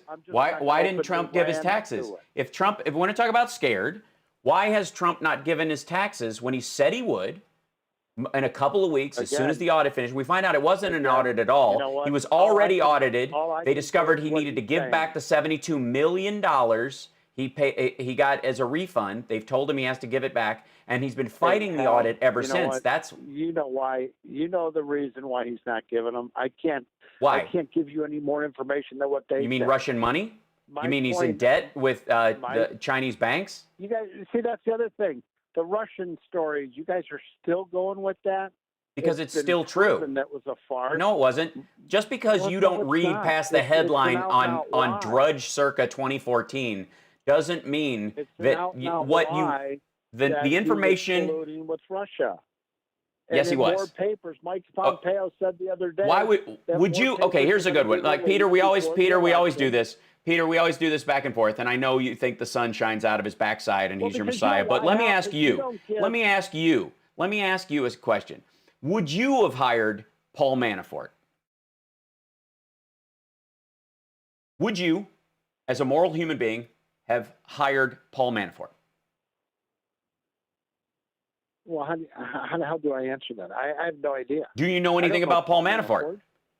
Do you know anything about what the Mueller report said about Paul Manafort? Do you know what he did? Do you know anything about Paul? And here's the thing: you're going to run a campaign. Peter's running for president. Peter, wait, listen to me, Peter. Peter's running for president, and Peter's got to pick a campaign manager. And Peter only picks the guy who wanted to change the platform of the Republican Party to benefit Russia at the effect against Ukraine. Worked for Yanukovych, who is now living in Russia under the protection of Vladimir Putin. Usurped billions of dollars from the country while he was there, trained snipers on protesters and shot a bunch of them by putting agent provocateurs in the crowd. This is all matter of public record. And it was Paul Manafort's idea. Paul Manafort also, his daughters do not speak to him, and in their text messages that were released, talk about how he found men on Craigslist to have sex with his wife after she had been injured in an accident while he watched for his own sexual pleasure. Now, you have a lot of choices, Peter, as a candidate. You do. There's a lot of people out there, a lot of Republicans who would hold their nose and work for Peter, the presidential candidate. But you pick Paul Manafort. Why? Do I get to answer? Yep. Oh, good. Again, I don't know Paul Manafort. Well, then you don't know Donald Trump. Bye. Thanks. That was fun. Who's our next one? We don't have that much time left. We got Eduardo from Chicago, real quick. Excellent. Hey, Eduardo. You Hey, there? I'll be quick. No worries. Yeah, can you hear me, Hal? Yes, go ahead. Yeah, can you hear me? Okay. Yep. I wanted to talk quickly about the affordable housing bill. I haven't heard anything about that going through. The reason I brought that up is because it came in the news that Which they one? were housing homeless people in. I'm sorry. Which one? Because there's like a dozen fair housing bills that have either been presented in committee through the House or you know. So which one are you referencing? Are you talking about one in this was Illinois? in the summer, like around Okay. July. Yeah, Okay. around July in the summer. Okay. Yeah, but I haven't Anyways, heard anything. I go know, obviously, the Senate's. They're going to scuttle it. Yeah, I I mean- mean, it depends what happens with November elections. But Right. hopefully that's going to pass, and they can provide some of these people with permanent housing and some educational opportunities too. Sure. So they can get a job. This is true. I mean, there is only one party that actually cares about that part of it at all. The Democrats have been pushing this for a long time. The Republicans have put HUD on the chopping block many, many times and intend to do so in the future. I mean, there's not even a marginal political division on how to handle this at this point. There used to be this, maybe an argument back and forth between Democrats and Republicans about how, Republicans really feel it's the place of charity and NGOs to handle the homeless problem. It's not really a federal problem. And the Democrats think, no, there needs to be a nationwide strategy to deal with it, because if one particular state decides to come up with a solution for their homelessness situation and provide them with fair housing as an individual state, then what you have is a stampede towards that state that overwhelms that system and gives the illusion that it doesn't work. So let's say California or Washington State or something decides to do something about their homelessness problem. Then you have people, you'll have Arizona and Nevada and Utah giving homeless people bus tickets, or literally putting them in vans and driving them to Los Angeles and dropping them off in the street because California will take care of them. So you need a nationwide strategy to deal with homelessness. And I've talked about this before. I think the main way we need a building renaissance in this country. The price of housing is one of the things that is outpaced everything else. Like, literally, a computer used to, be impossible to own in the 60s, went to $3,000 for a $512K of nothing in the 80s, and now for $300 you can get a computer that's equivalent to, or even a phone that's equivalent to the computers that NASA used to land people on the moon. Houses, however, have just continued to raise in price, and the amount of volume and availability has gone down. So we need a building renaissance in this country. We can promise fair housing all we want, or try to set standards for it, but if there aren't the actual domiciles to do it, it won't happen. That's the problem. I appreciate that people are going to do that, but unless there is investment in, or the insistence on, housing being built, and I don't just mean like low-income housing structures or blocks of projects. I mean that city councils across the country need to stop bottlenecking development across the board, especially in major population centers, in a way to just drive up prices for realtor friends of theirs and developer friends of theirs. Sorry. That's the problem. Because you can write all these bills you want, but if there's no roof and walls, it's not going to turn into anything. Appreciate the call. Let's do this. EO, last minute. We got 3 minutes left. Well, there you are. anyway, so, Yes. yeah, there I am. But anyway, so to make a long story short, I right around the time when this pandemic was about to hit, I got rear-ended in a car accident, and I lost my car a few months later. Well, around this week, I got the good news. I'm gonna be going back to work this All at the end right. of this month. Right on. Going back to work where? You're getting your car replaced, or what's happening? I'm going to be working from home. Okay. That's great. As a customer service representative. But anyway, which kind of dovetails. My training's going to be in about 2 weeks. So it's a bit of a hard decision I wanted to make, or I had to make, but I'm going to have to take 2 weeks off the show to try and mentally study. prepare myself and give myself a bit of a break. I from respect college. that, and we will welcome you back with open arms at the end of that time with it as EO plus the capability to be a great customer service representative. I think it's a fantastic thing, and I will say that as people transition, as you know, I've been doing, because I usually tour live or do production. As I've shifted into kind of, streaming daily and doing those kind of things, we're all making adjustments, some of us on the fly, and some people can take that break and do the study necessary. And to all of them, and to everybody who's worried about their future as far as what it holds, whether the type of business they have is going to be back ever or eventually. By the way, the president is walking out onto his balcony. We will be watching that live on my Twitch channel, and I'll let everybody else go for this. But I will say to everybody, this is a time to woodshed. Don't think about what you're missing in life. Think about what you can use this time best for. If you have no other choice, that's one thing. But if you have a choice, use this as a time to better yourself. Read those books, study those languages, practice that instrument. Grow as a person. People used to live on the frontier in little cabins and teepees and whatnot like this. We got through without Netflix. You can do it too. Thanks, EO. Thanks to everybody who called in today. And appreciate you guys. We'll see you guys next week. Everybody else, stay tuned for the post show on my Twitch channel, or stick around the radio for Dick K.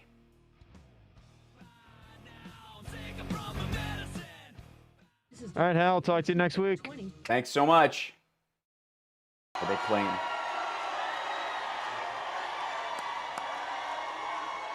Well, thank you very much, and keep that enthusiasm going. Get out and vote. We got to vote. We got to vote these people into oblivion. Vote them into oblivion. Got to get rid of them. Jesus. So bad for our country. Nice start, dude. Right from the balcony. We got to vote these people into oblivion. So bad for our country. Hello, America. Presidential seal, podium, up on the balcony. Jesus. Well, I'm feeling... Thanks, Can't Stop Lying. I felt good about that, too. Great. I don't know about you. How's everyone feeling? Good? Yeah, you sound terrific. You don't sound sandy at all. And I'm honored to welcome, we call this a peaceful protest, to the White House in support of the incredible men and women of law enforcement and all of the people that work so well with us. And I have to tell you... So well with us? Our black community, our Hispanic community, thank you very much. Thank you. Our black community, our Hispanic community, ours.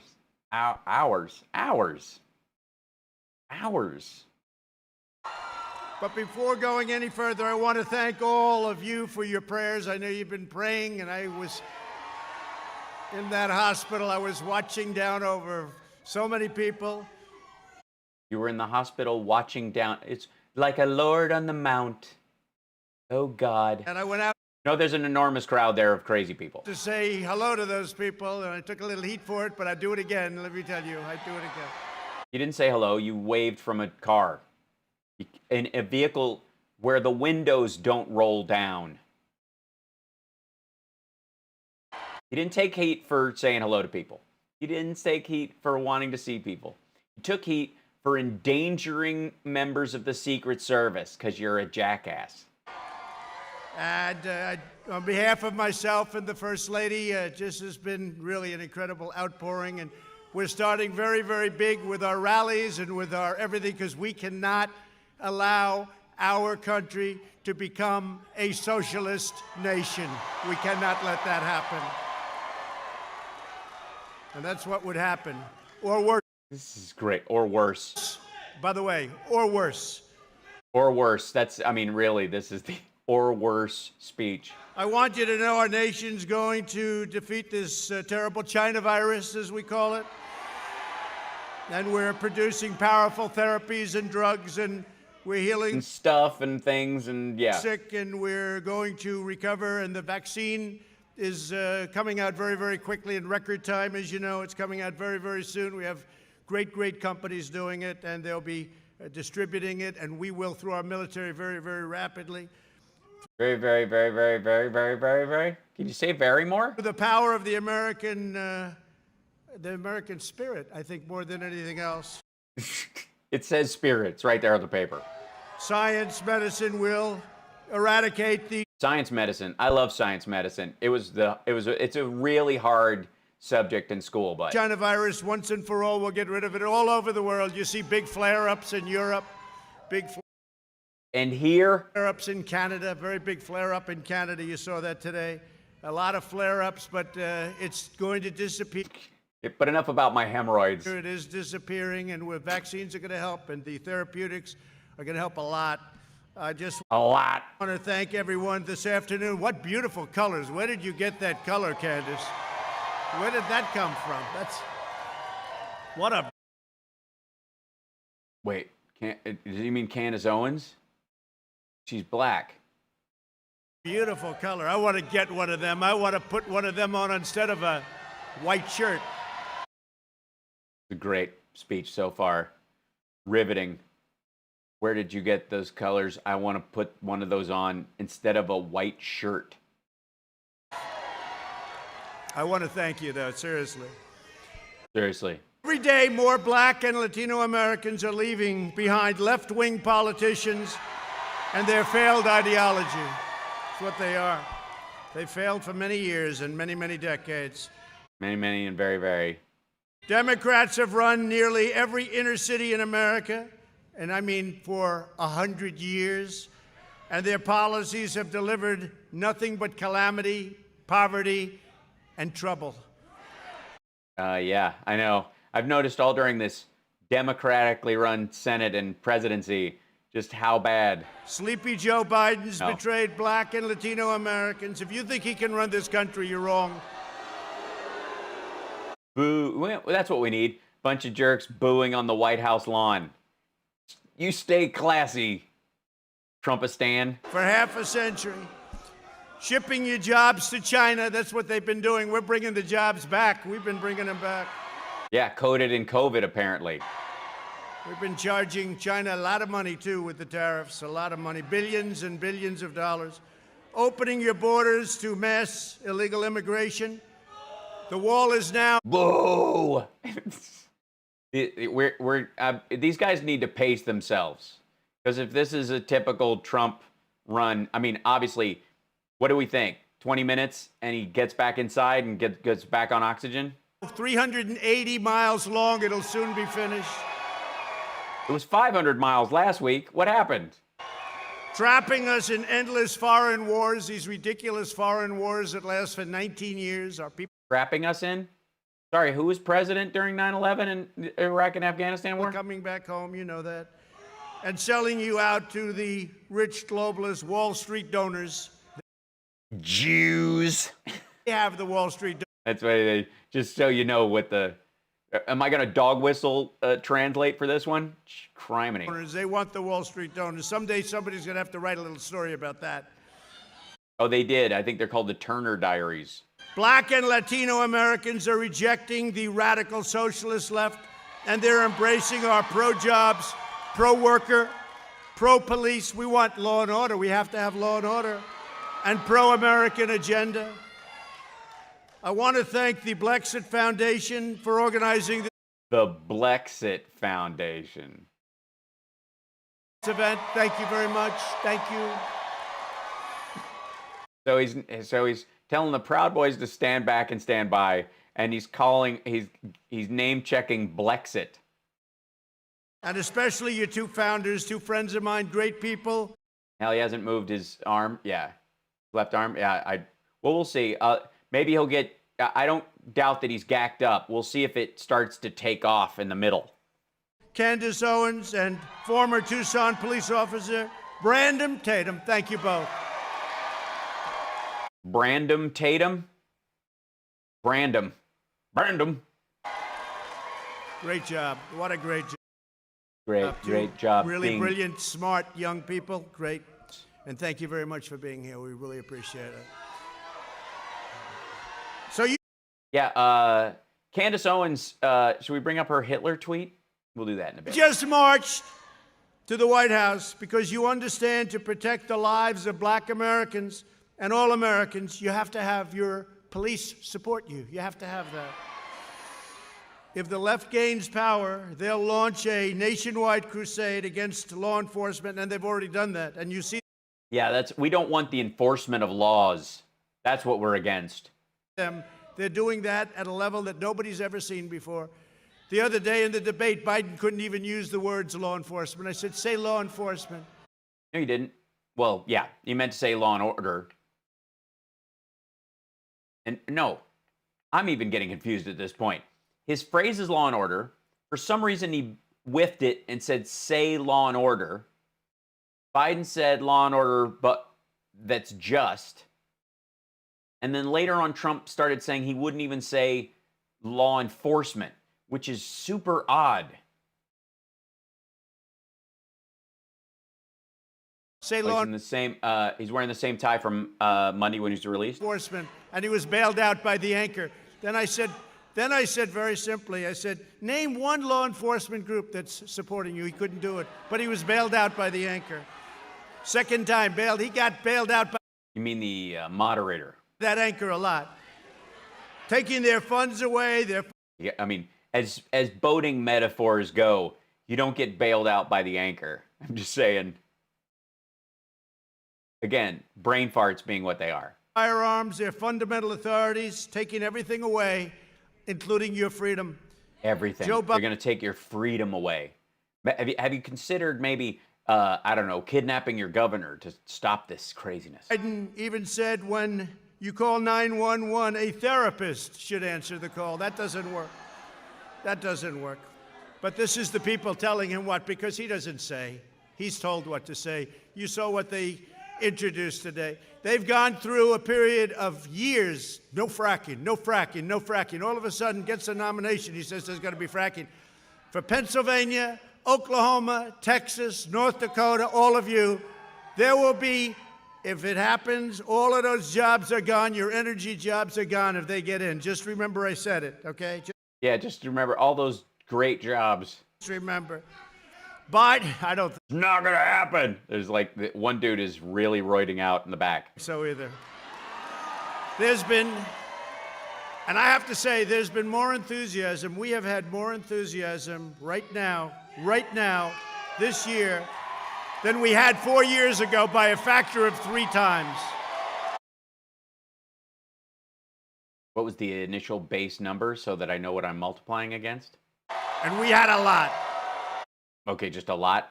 What's a lot times 3? A lot. And they had none. They have no enthusiasm. That's weird, because they beat you in the popular vote last time.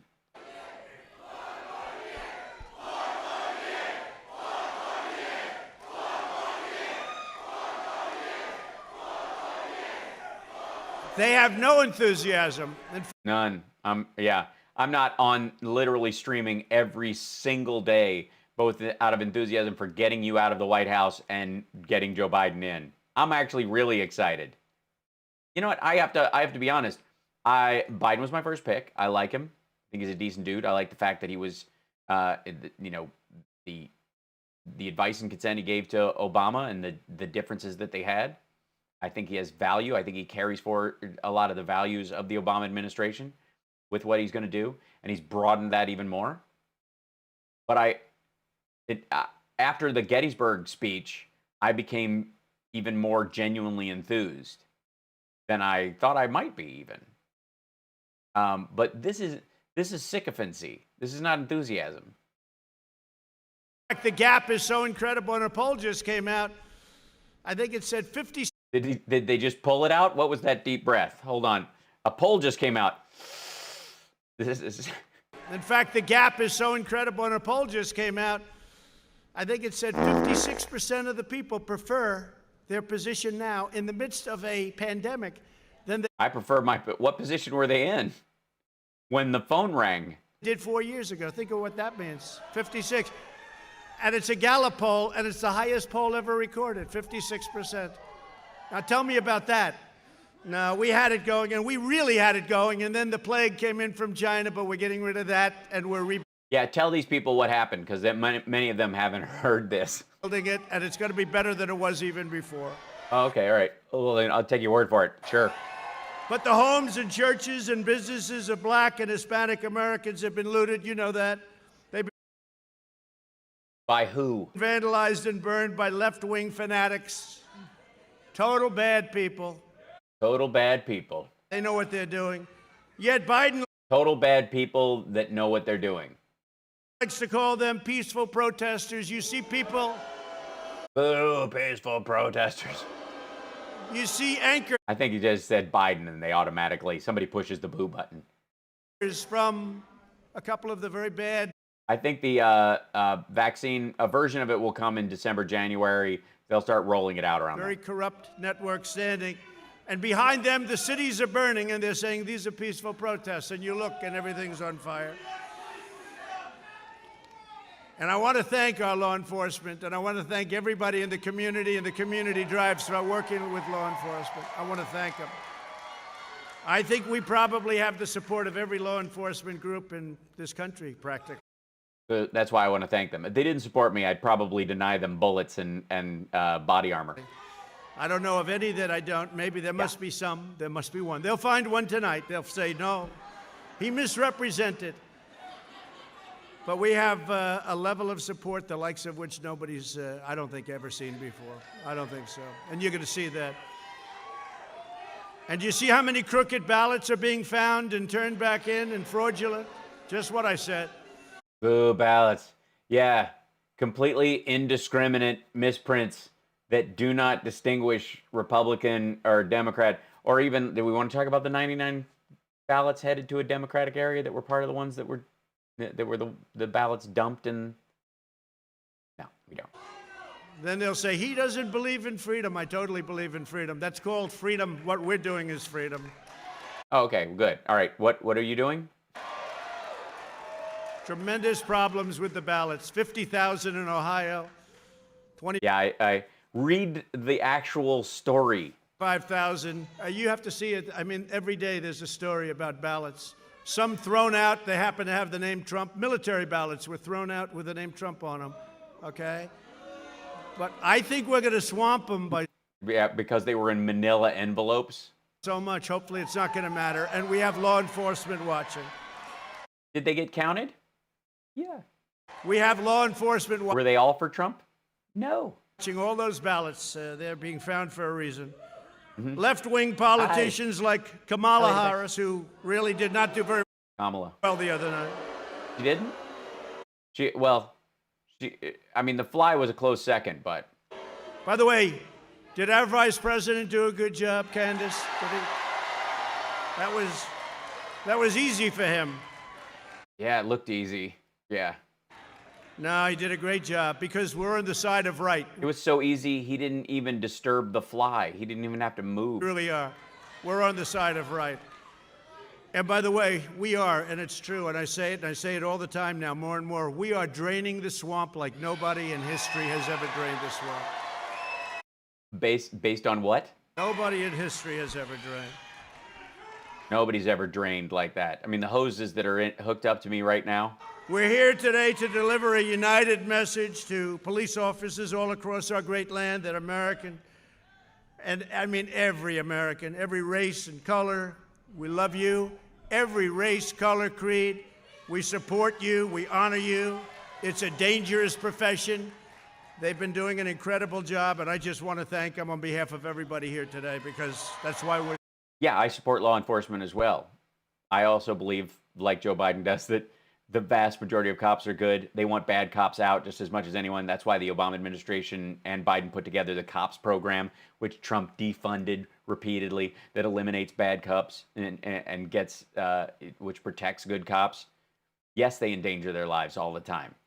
And one of the ways that, you know, the reimagining the police or those kind of things is not sending cops on mental health calls that are not their job, quite frankly, that puts them in an inappropriate situation which endangers them and the other person in a way that's not necessary in a first world country. Safe. But this is the Make America Yemen Again crowd, so. In contrast, the Democrats' socialist program and platform, and it really is more than socialist. It's not just socialist, it's beyond socialism. What is beyond socialism? Just straight up commies? Is that what it is? We're just commies now? What do we want to do? Are we a narco-syndicalists? I can't even say that. How am I supposed to do it if I can't even say it? He says communist. It's that's about right. Yeah, he said communist. That's the word I was thinking in my head. That, you know, because it sounds bad and I don't know whether, like, nobody wants. Seriously? Biden beat Sanders, so but they're still using they're so socialist, they're going to be communist argument. Like, run against the person you're running against. But I recently announced my plan to deliver more opportunity, security, fairness, and prosperity to the black community, to the Hispanic community. Yeah, just announce it now. What was the holdup? And you know what it is? I don't have to go over it, but it's the Platinum Plan, and it's going to... The Platinum Plan, whatever. You get this card and you get to come in. Jesus Christ, the Platinum Plan. Honest to God, if he was trying to do outreach to Southerners, he'd call it the Cracker Barrel Plan. Back new jobs, like at a level that you've never seen before. It's a gym membership, absolutely, with a free lap dance. And the Platinum. Done a lot. We've done a lot, but Really? Increased capital. It's going to increase money coming into the black community, to the Hispanic community, where it's been very much shut out, and advance very much home ownership and wealth building. And it's already taken place, and it's taken place at a level. And had we not been hit by the pandemic, you would have seen numbers like you've never seen before. But those... You mean because we hit a recession in February? Numbers are already rebuilding again. Are they? We're going to build up a peaceful and safer neighborhood program like you haven't seen. Like none of this is like you've never seen before. Apparently, we've never seen anything like this. Even during the 4 years of the presidency, when he said, "I can handle this very easy. You're going to have it quicker, cheaper. It's so easy. These people are so dumb. You can do it immediately, and you're going to see success like you've never seen before." 4 years later, guess not. The highest standards of policing will create a healthcare system that delivers better care at a lower cost. Obamacare is a disaster. We want to terminate it. We want to get great health care, and that's what we're doing, great health care, and we'll always take care of pre-existing conditions, always. How? You're going to get rid of the system that does it right now, but you're not going to tell me, again, this whole argument that, like, they're not going to tell you whether or not they're going to pack the court or you know, that kind of argument. This guy won't release his taxes until, quote unquote, the audit's done, which of course it was done years ago, and he's been fighting the audit that resulted in them saying you got to give the refund back, which we know now. But also I'll show you what my health care plan is after we get rid of Obamacare. That's the argument. And I think where is the plan? Where is it? At a point where we're getting, and right now, if you look at what we've done in healthcare, people don't talk about it. We've done an incredible job. Less expensive healthcare at a much better healthcare at a much less expensive price. You can't do better than that. Yeah, explain to me how that's true in any way. And it's happening, and it's happening fast. Another thing is school choice. You have to have school choice. Charter schools, school choice. I'm just going to read a list of stuff from the balcony. So I make this. Oh my God! They're wearing blue shirts. Must have been giving them at the gate, like a ball game. Oh. Every once in a while, and people think it's a little bit on the bold side, but we've achieved a historic reduction in violent crime. We signed a landmark criminal justice reform bill that nobody thought. Black people, I'm talking about you now. It was possible to even think about. I did that. Why was it impossible to think about? Because Republicans were running interference until a Republican president signed it? I did that. Yeah. I got that done. And I worked with a lot of people, but we got it done. The Obama administration couldn't get it done. Biden couldn't even think about it. He doesn't even know what it is. We have a... Biden doesn't understand what's going on. Why don't you break it down for us, big guy? Tell us the baseline tenets of criminal justice reform. Don't give us the name and that it was really good and nobody else could do it. Just give me the summary. What's the top 4 strategic aspects of criminal justice reform? What was it? Rescinding, life without parole for anybody who was charged, who was a minor when they were charged as an adult, or what were they? What were the 4 tenets of it? I'll wait. We have prison reform. We achieved the lowest black and Hispanic unemployment rate in the history of our country. Which was on the same slope it was on during the Obama administration. And then, now where is it? Because of your mismanagement. Youth unemployment rate reached the lowest ever again in the history of our country. And last year... Still not in line with the general populace, still way higher. Did you change that part of it? Did the trajectory change at all? No, did not. Black and Hispanic American poverty reached the lowest ever in the history of our country. It's all building back up so quickly. And if you look at what we've done with criminal justice reform, if you look at what we've done with historically black colleges. Black, see, black? Look, huh? You guys care about your stuff.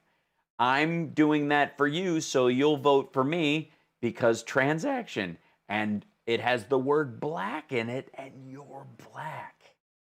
See that? See, I'm able to make the connection that I'm up here in the White House, and you're down there being black.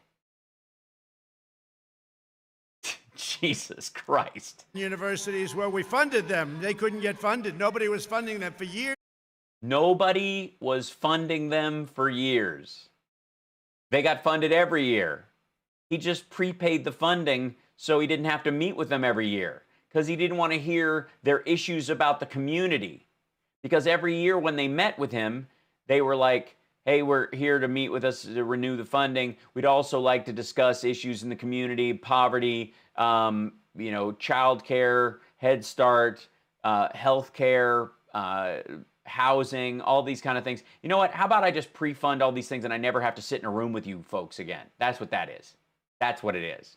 But I'm up here, white, black. Huh? Hi. Years and years and decades, nobody was funding them. Nobody was funding them. I mean, they were really just, nobody went to, who went to Brown? Nobody's gone to Brown. Especially nobody run, the vice presidential candidate for the Democratic. I don't know how she managed to do it. Didn't they use, they had coal-fired textbooks the last time I looked. And if you look at what we've done with Senator Tim Scott of South Carolina, If you don't know, he's a black. See? Oh, God. Ben Carson's going to get a name drop next. This is the I have black friends section. Opportunity zones and the jobs created. And I've said it very strongly, and perhaps... Yeah. That they're nothing like promise zones under the Obama administration or enterprise zones under the Clinton administration, which actually funded facilities, training, and occupational therapy and education and housing, like the building of actual buildings. This is just tax breaks for your rich friends. I don't know, criminal justice reform, people say maybe that's the best of all, but the fact is they're all great. Every one of them is great. They're great. And I say the fact is that I've done more for the black community than any president since Abraham Lincoln. I say it, nobody can dispute it. Okay, nobody can dispute it. I'm disputing it. I'm going to go with Lyndon Johnson because it's the easiest one. I'm sure there are others, actually.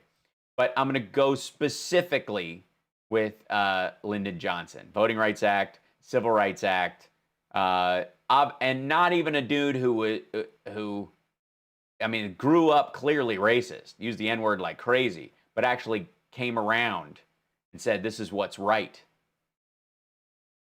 So there you go. Good times. Sorry, this is the...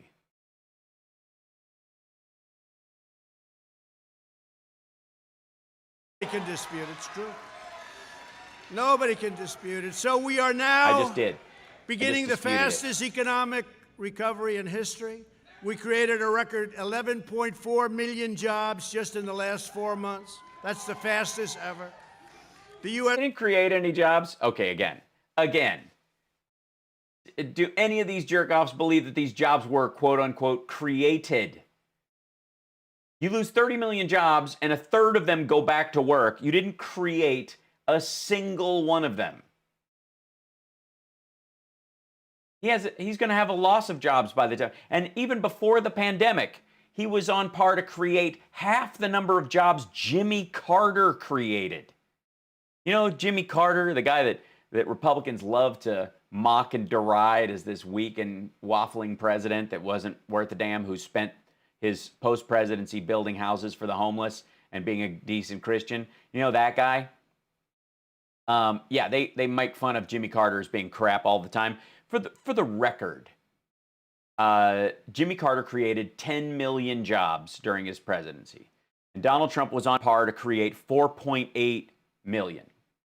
Before, which is less than the last 3 years of the Obama administration, by the way, even coming out of the greatest deficit since the Great Depression. So yeah. So I would argue that this would be what's, I guess, typically known as a lie.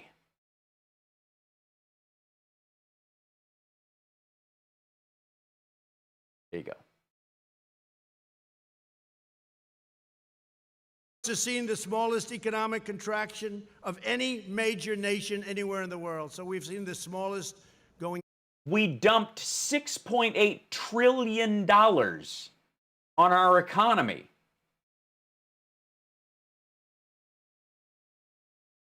And we're going to do it again. We're going to dump at least $2 trillion more. Oh, get ready for that. So in 1 year, the United States will have infused the economy with $8 trillion to keep from scuttling it. And these are the people who are, against a, $500 billion bailout package in the largest downturn since the Great Depression? Down. If you look at it, that's an incredible statement. Our opponents will crush the comeback with unscientific lockdowns. They want to lock everything down. Unscientific lockdowns. So nobody will wear a mask. We'll all just, everyone will cover their head in a garbage bag. And unscientific lockdowns. You mean like homeschooling and being anti-vaxxer, that kind of thing? Here we go again. They want to lock it down. No.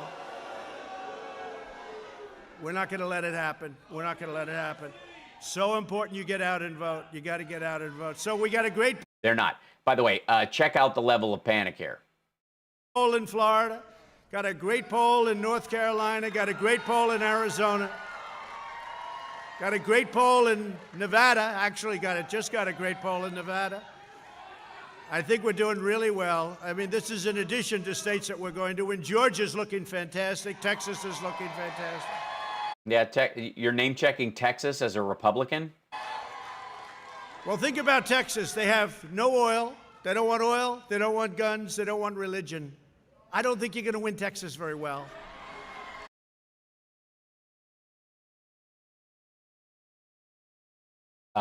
Okay. 3 times he's been married, cheated on all of his wives. He's in Epstein's black book. He wished Ghislaine Maxwell well in her legal battle. There is video of him partying with Jeffrey Epstein. Biden is a widower and a lifelong Catholic. Who there's multiple pictures of him literally in cabinet meetings and stuff that he did on Ash Wednesday with ash on his forehead. I guarantee if someone showed a picture of to Trump of Biden with ash on his forehead from his priest, that Biden would want to put it out, or that Trump would want to put it out as a campaign thing that, you know, Biden doesn't even know when there's a smudge on his face. So, I mean, above all that, so the God part, let's just put aside. The oil part, we're transitioning away from that anyways. One of the reasons why we're selling more of our oil is because we're using less of it here. So oil producers all over the country know that if we shift this country to solar, wind, micronuclear, and the like for our own personal energy, then they can sell more of it to the world and less of it to the United States. The price it's a world set price. So it's not like, oh, well, if we could sell it in the United States, that's a premium. But if we sell it to other countries, we lose money. It doesn't work that way at all. As a matter of fact, as the amount dwindles and we rely on less of it, we can afford to put more into the system, modulate the cost of it. So oil producers, long term, in the United States anyways, have an impetus to move towards renewables within the United States, as India, China, and other countries continue to use fossil fuels for a time. And insofar as guns, Biden said, buy a shotgun. If you can't hit what you're trying to shoot at, maybe you shouldn't have a gun in your hand for home defense. And nobody is coming for everybody's guns. If Obama didn't do it in the first 2 years of his presidency, nobody is. We're not interested. Second Amendment is sacrosanct.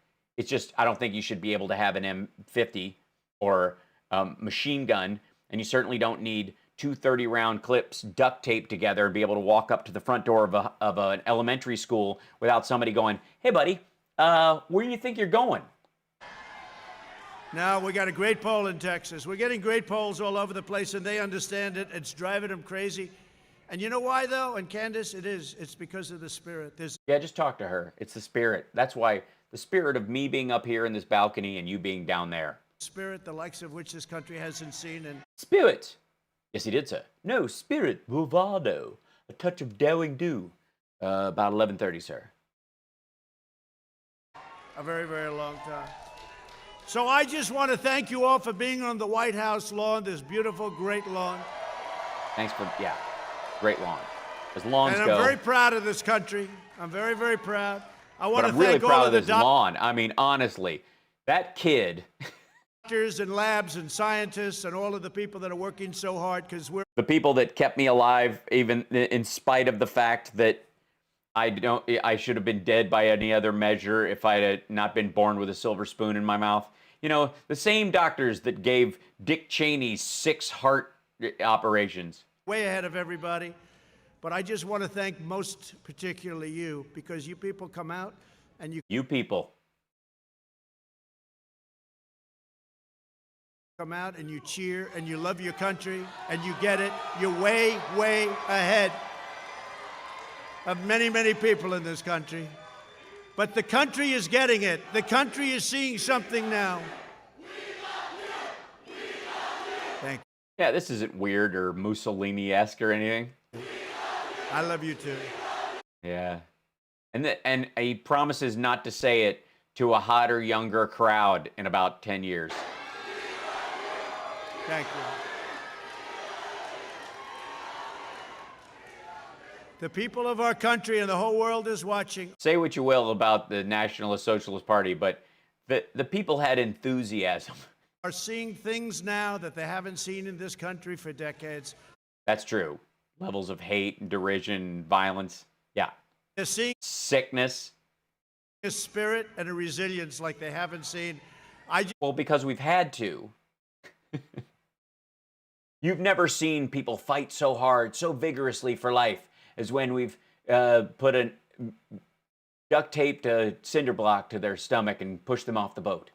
I mean, the spirit. Look at it. Look at the spirit in his eyes as he kicks and paddles. Oh, it's inspiring, isn't it? I mean, it's futile, but it's just, you know, it makes you proud to be an American.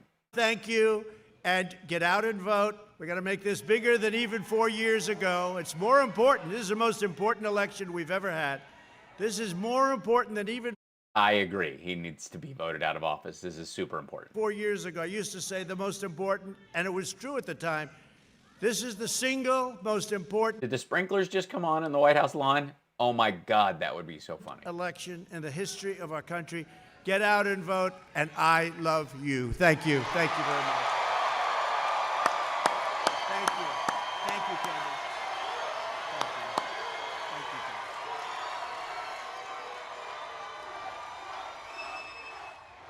Hand job, hand job, hand job, hand job.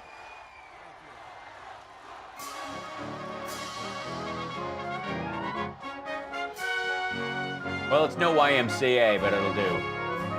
Bye, everybody. Uh-huh. A peaceful protest for law and order. How long was that? I mean, that's not your standard Trump rally. They're using up every, let's see. Okay, so they started here. 35 in, and he's out.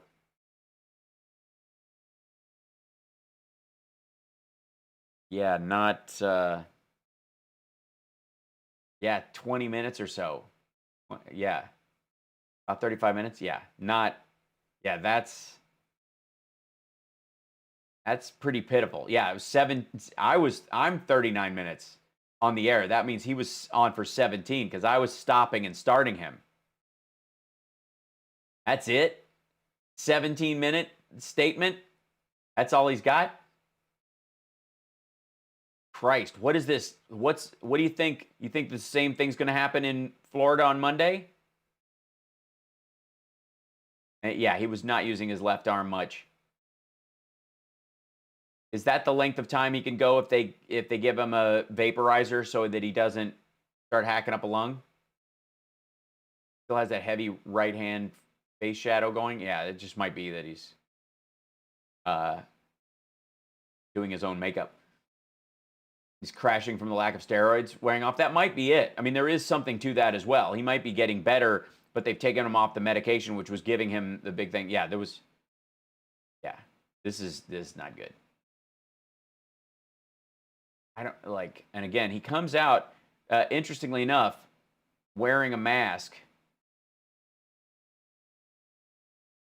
in the beginning of this. Elder self-abuse. I thought it was nice of him to do the Black Power fist when he came out. Quit! Don't jump back to there. And I went out to say hello to those people, and I took a little heat for it, but I do it again.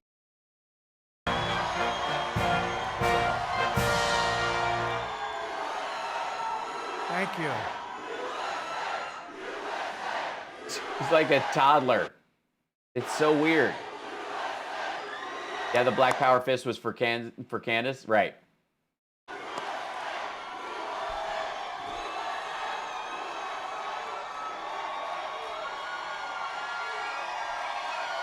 There's pictures of the crowd. That's a diaper on his face. You might be Yeah, you may be right. Hold on.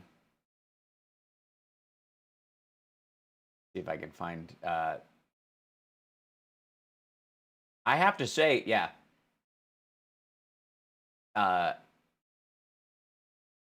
That's a pretty. I mean, they're keeping him on a pretty short leash in that thing.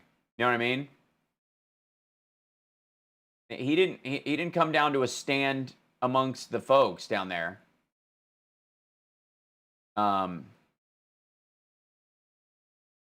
Weird. Oh, the reason they're wearing the blue shirts, by the way, for the Blexit thing, is that the idea is that they're former Democrats who are black who are leaving the Democratic Party. They're not. These are largely Republicans or people they have paid to wear those shirts. Largely, there's a few of them in there, I don't doubt, but the vast majority of them are people who are pretending to be Democrats who are fed up, because that's the storyline. But let's see.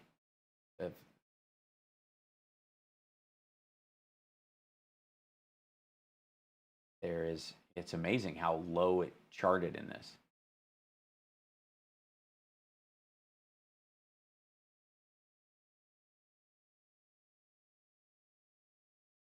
I can find Trump, White House, rally.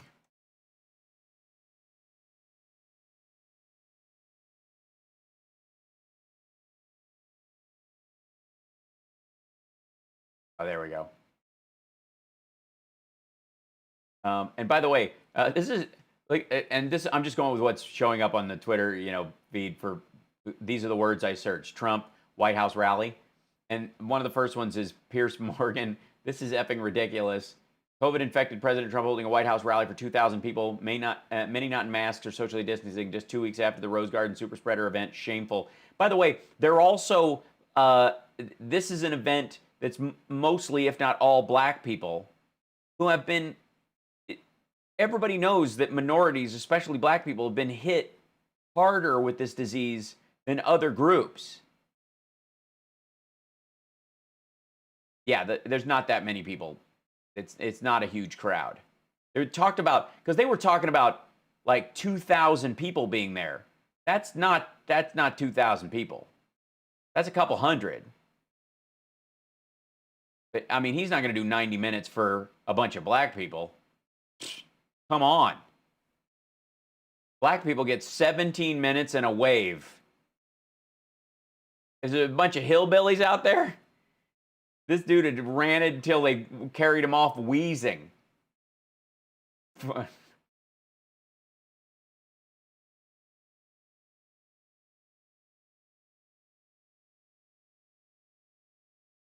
there's the President Trump tested positive for the coronavirus, reportedly began feeling ill on October 1st. Public health guidelines say that he should be isolating to protect others from the virus. Yeah. Good God. Peaceful protest for law and order. It's like live shot from the White House gates as people line up to attend the White House rally. Right. Jesus. Okay, so there's the crowd. A few hundred people. It's not this whole thing. This is, by the way, where he went out and he was supposedly, standing over by the fountain taking that picture, the green screen one, clearly. Look at these barriers, too. Not only, they're on the balcony, he's on the balcony. How far back do they have to be? They have to be on the grass and penned in? I swear to God, it's almost like he's only addressing a group of black people because they're in a pen.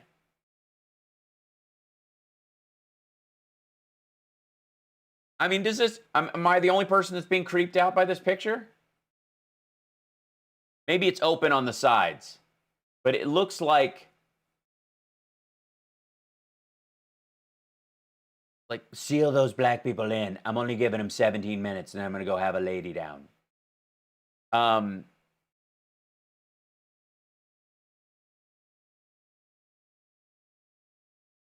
Yeah. Guys.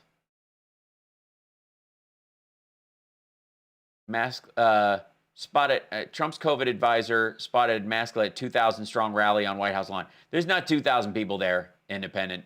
That's the number they handed out. That's not how many people are actually there. There's no one doing a head count. Yeah, there we go. New York Times says Trump is planning to host hundreds of people on the South Lawn.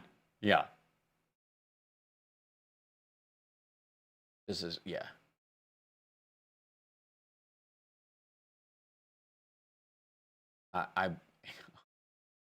That's cold. It's cold. Mitch McConnell, President Trump, and Lindsey Graham at Saturday's MAGA rally at the White House. So this is the group. Here's some more pictures. Let's see if we can find one in. Yeah, it's directly across. Well, okay. That's Candace's group gathering. Sorry, that's not 2,000 people. All I'm saying is that Obama's Mussolini gathering on the South Lawn had way more people. Coachella, Travis. Oh, that's great. Ooh. That's a good picture of him.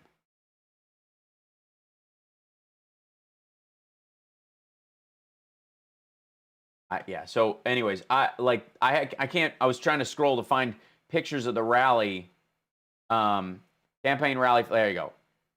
There you go. Campaign rally flop. Invited 2,000, about 400 or so here. Even Fox News agrees a little roundup, about 500 showing up. COVID precaution flop. Looks like they're packing people closer together for a better photo image. Maybe that's what they were doing. What kind of an asshole do you have to be? Oh my God. That they want to tighten people in. They put up the barriers and limited the area where they could be to make the crowd look thicker. Yeah, that's why the pen. So just as the second wave and the flu season is starting to kick up in the United States, you're going to take a group of people who are negatively affected in an outside way in terms of death and secondary factors left over, permanent damage from the disease itself. You're going to take a group of black people and have them all penned together. And by the way, it's a little sparse back in that corner over there. I don't know if you've noticed that. But so they're all jammed up in front to try and get a picture. And this is still with a press gaggle thing here and camera point, camera stand, another camera stand. But you're going to, not only are you going to gather all these people together for this ridiculous photo-oppy nonsense, but you're going to jam them all together because there's not enough there to make the picture good enough for you, so that all these folks are closer together and therefore more dangerous. A bit bigger concerts for indie bands. I know. And you know what? You paid money. This is free. Seriously?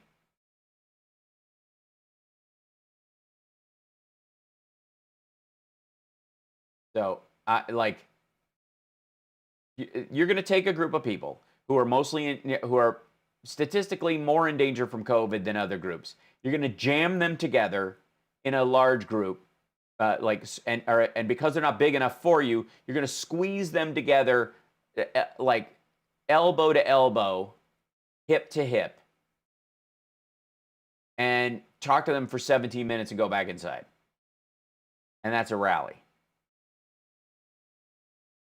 This is awful. Yeah, well, that's the other thing, Ziggy. Absolutely. Here's a good point. Largely, are these folks younger? Maybe. I can't tell from the crowd shots that we've seen. But I'm going to guess they have older black relatives, that their mothers and fathers are in danger when they come back from this thing of being in contact with them and getting COVID. And this is awful. This looks like murder.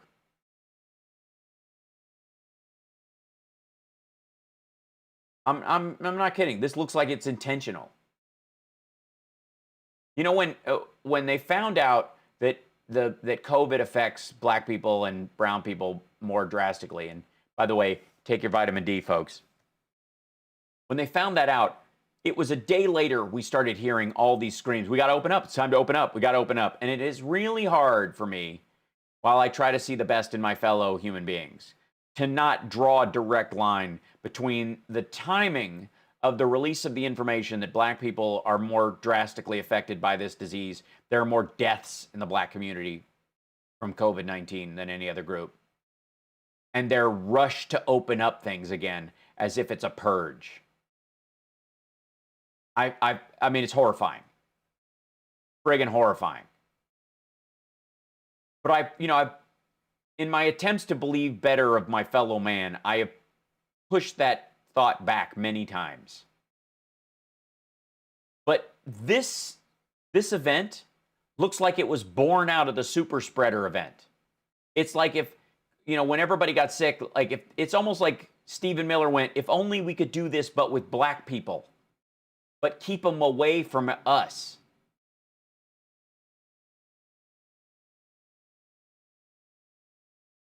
Seriously. Even if they're paid actors, like, what are you getting paid to go deliver this illness to your community and your family? It's just, I honest to God, it's just awful. And it looks like you're intentionally putting it in a situation where you could spread the disease. It's just gross. For 17 minutes of babble. Honest to God, it feels like bait. Because he didn't give a full speech. He barely prepared for it. It wasn't like it was a real address. It was a 17-minute speech. You can't cobble together something new or important in a 17-minute speech. He yammered through some talking points and went back inside.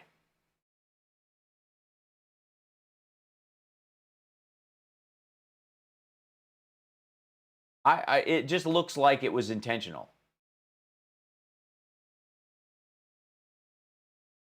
There's no teleprompter. He was riffing. He had a speech. It was on the podium. He referenced it a couple times.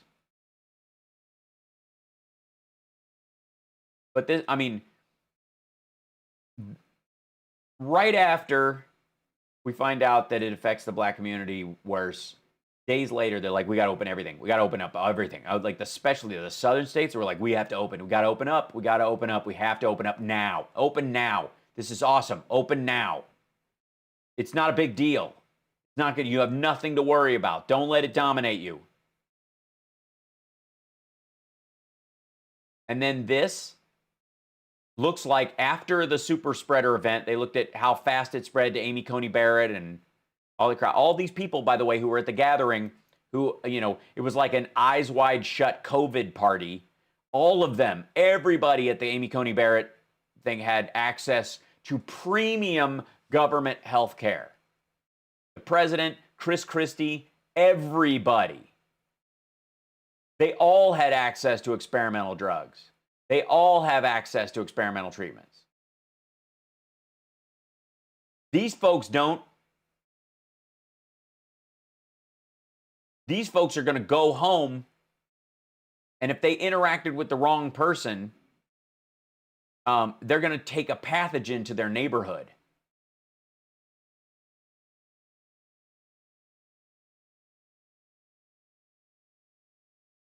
I mean, I try not to think that kind of awful. Do you believe what John Cooper tweets about resignation talks? I don't think I buy into it. He's not going to resign. He might do it after so he can be pardoned after he loses. That's the thing, but it's not going to happen before the... Sorry, I'm getting pissed. I'm getting genuinely pissed. I'm not going there. I'm not going to go there. I'm going to believe better of my fellow humans. But this looks like, hey, if we get them all in one place, we only have to poison a few of them, and they'll spread it for us.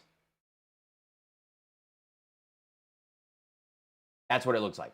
It's gross. I don't know what John Cooper's saying about that part of it. It might just be that, let me see. I'm going to see what you're talking about. If I can comment on thing. Breaking. According to Jewish News USA, real Donald Trump held a meeting this morning with senior campaign staff, legal advisors, and children to discuss his possible resignation. Resignation would be contingent on a pardon by Pence and then dismissal of SDNY criminal charges. After the election, though. That's kind of what I was talking about. Let's see if I can find this. There was a story. Let me gather it up. There was a story in the New York Times about, yeah, here you go. So this might also be part of the conversation. It's Politico. So let me find it so I can show it to you guys. Give me 1 second. So Politico had a story about the White House asking for the resignations of staff. Let's see. I'll wait till it loads. Give me 1 second. I'll show you what I mean.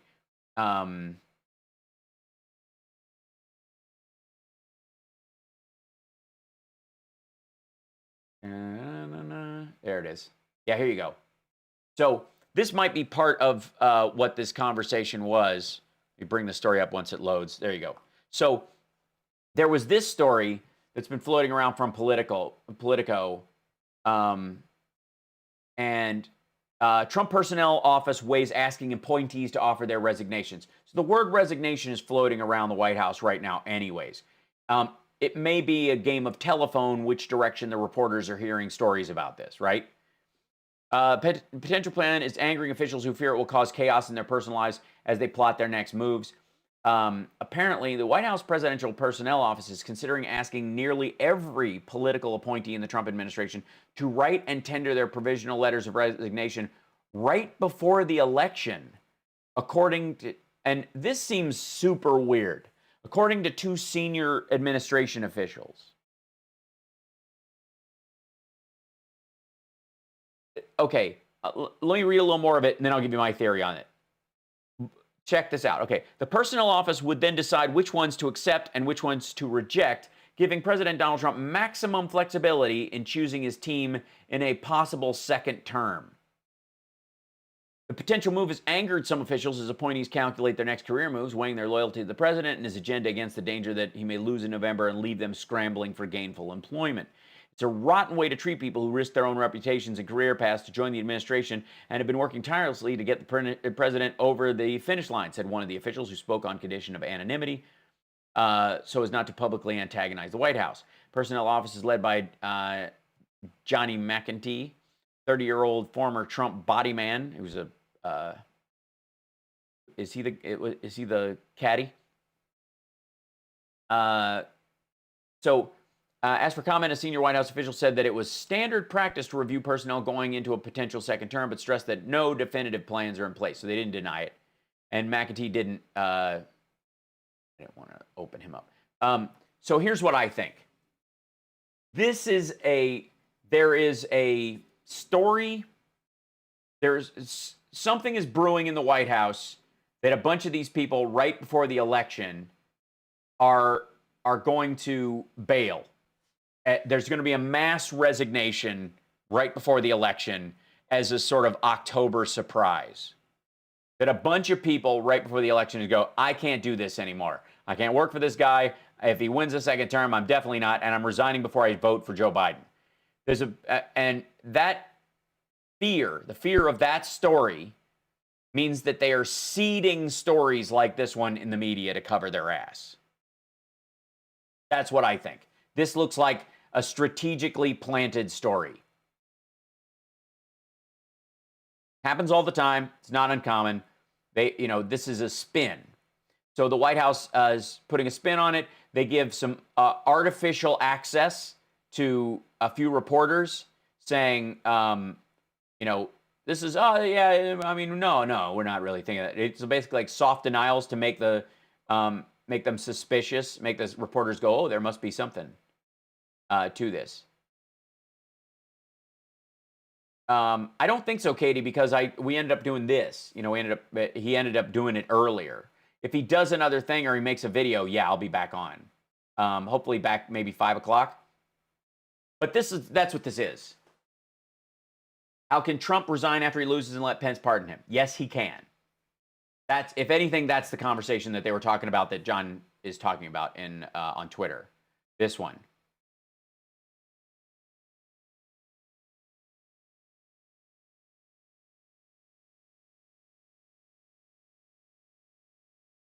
And I mean, please. I mean, if there's any talk of him resigning, it comes from the fact that they're talking about it after if he loses. How does Pence cover his ass? Thanks, Cassie. Thanks, Black Richie Rich. I have oh, you have Stuttering John and I on at the same time? Cool. If he was on Twitch like I told him to be, I'd raid him right now. What about all the non-federal crimes? Well, the problem is the vast majority of his crimes are federal. Even the ones within, they're covered by the federal government. Even the ones he committed in New York State, because they go across country and state lines. They're under the jurisdiction of the federal government, not local authorities. Now, local authorities, if the Fed just decides we're not going to go after him, have at him, then he's in deep doo-doo. And that's probably what will happen. But yeah. I think a lot of this thing about the, according to John Cooper, talks resignation already being floated around the White House, that storyline. Yeah. Yeah, I don't necessarily, I don't buy it. But if they are talking about this, what they're talking about, and we'll take a look at what he's referencing. Is this where his just own blog? And if it opens up to the same report I was just talking about, White House staff preparing for an iron. Okay, independentreporter.net. Sure. And he's selling the Space Force bills. Good old Google. White House staff preparing for a Trump resignation, perhaps Pence too. Speculation of a pending Donald Trump impeachment has been mounting over the past several weeks, especially since Robert Mueller was assigned to the special counsel after assembling a team of criminal prosecutors. Where is this? When is this? When was this? Dude, this links to a story from June 18th, 2017. What is this? Odd. Why is this breaking if you're why are you referencing in his secondary? Maybe it goes back. Maybe he's referencing something else. Hold on. Report. According to John Cooper, talk of Trump resignation heating up in the White House. This is, yeah, that's the old one. This is, oh, I see, because I did a search for it. That's my bad. So I did a search. This is the newest one.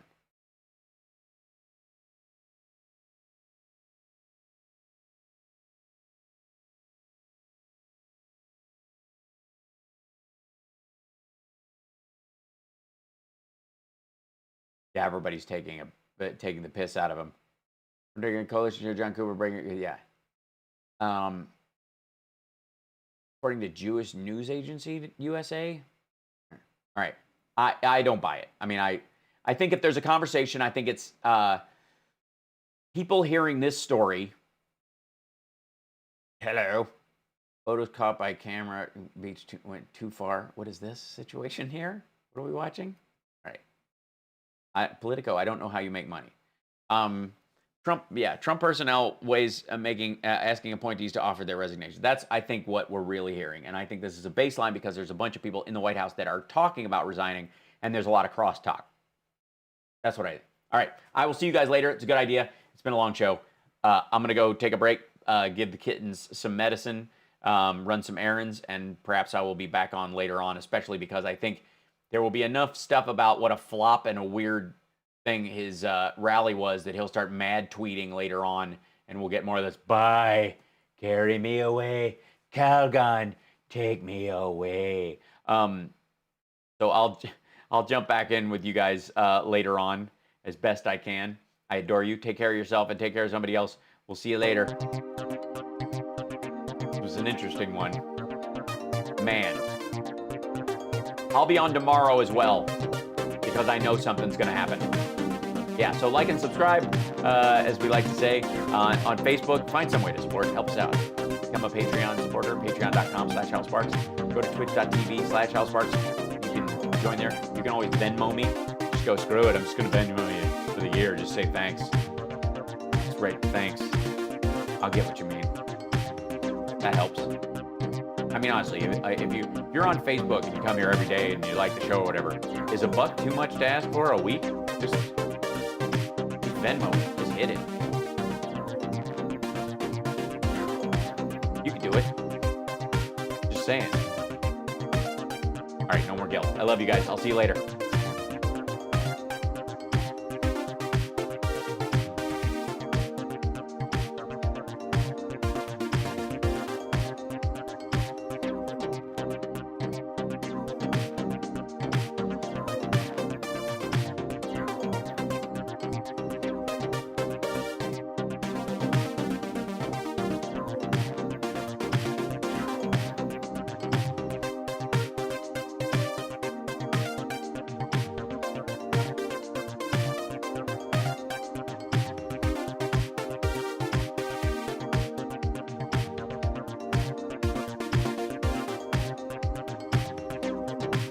Computer board.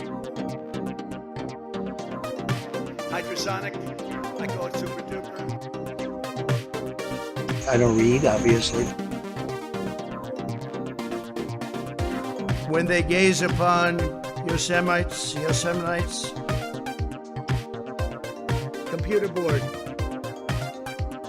Winston Churchill stood on the rooftops in London, very calm, making speeches. Winston Churchill.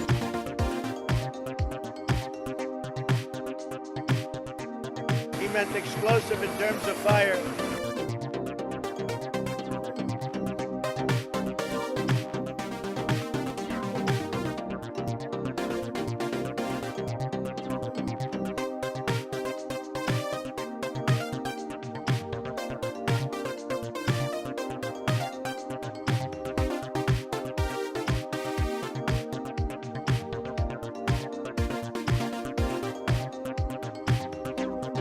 A lot of that sand is going to be loaded up with peace. Hydrosonic. I call it super duper. Hard objects. Federal.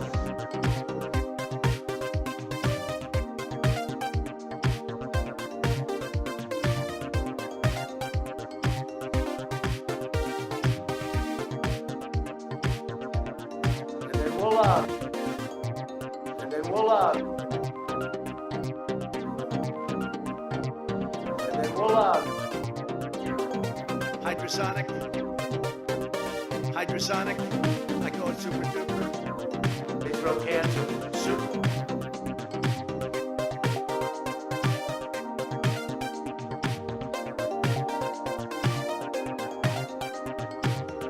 Isn't it wonderful to allow protesting?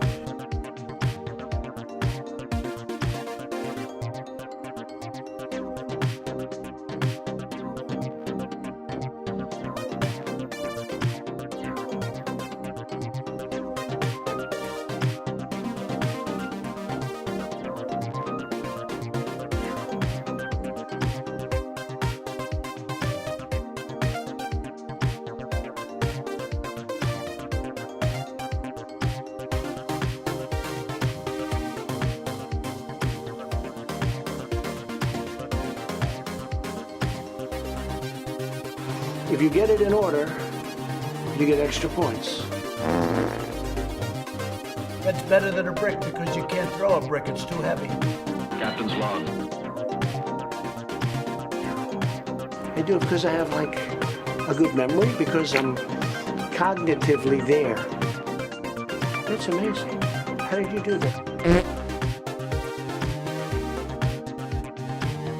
They're not allowed to be offensive, unfortunately. Once it was reluctantly aroused. It was hard to get it aroused, and it is hard to get it aroused, but we got it aroused.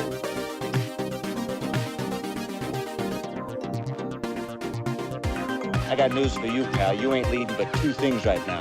Jack and shit. Jack left town. He thinks I made it up.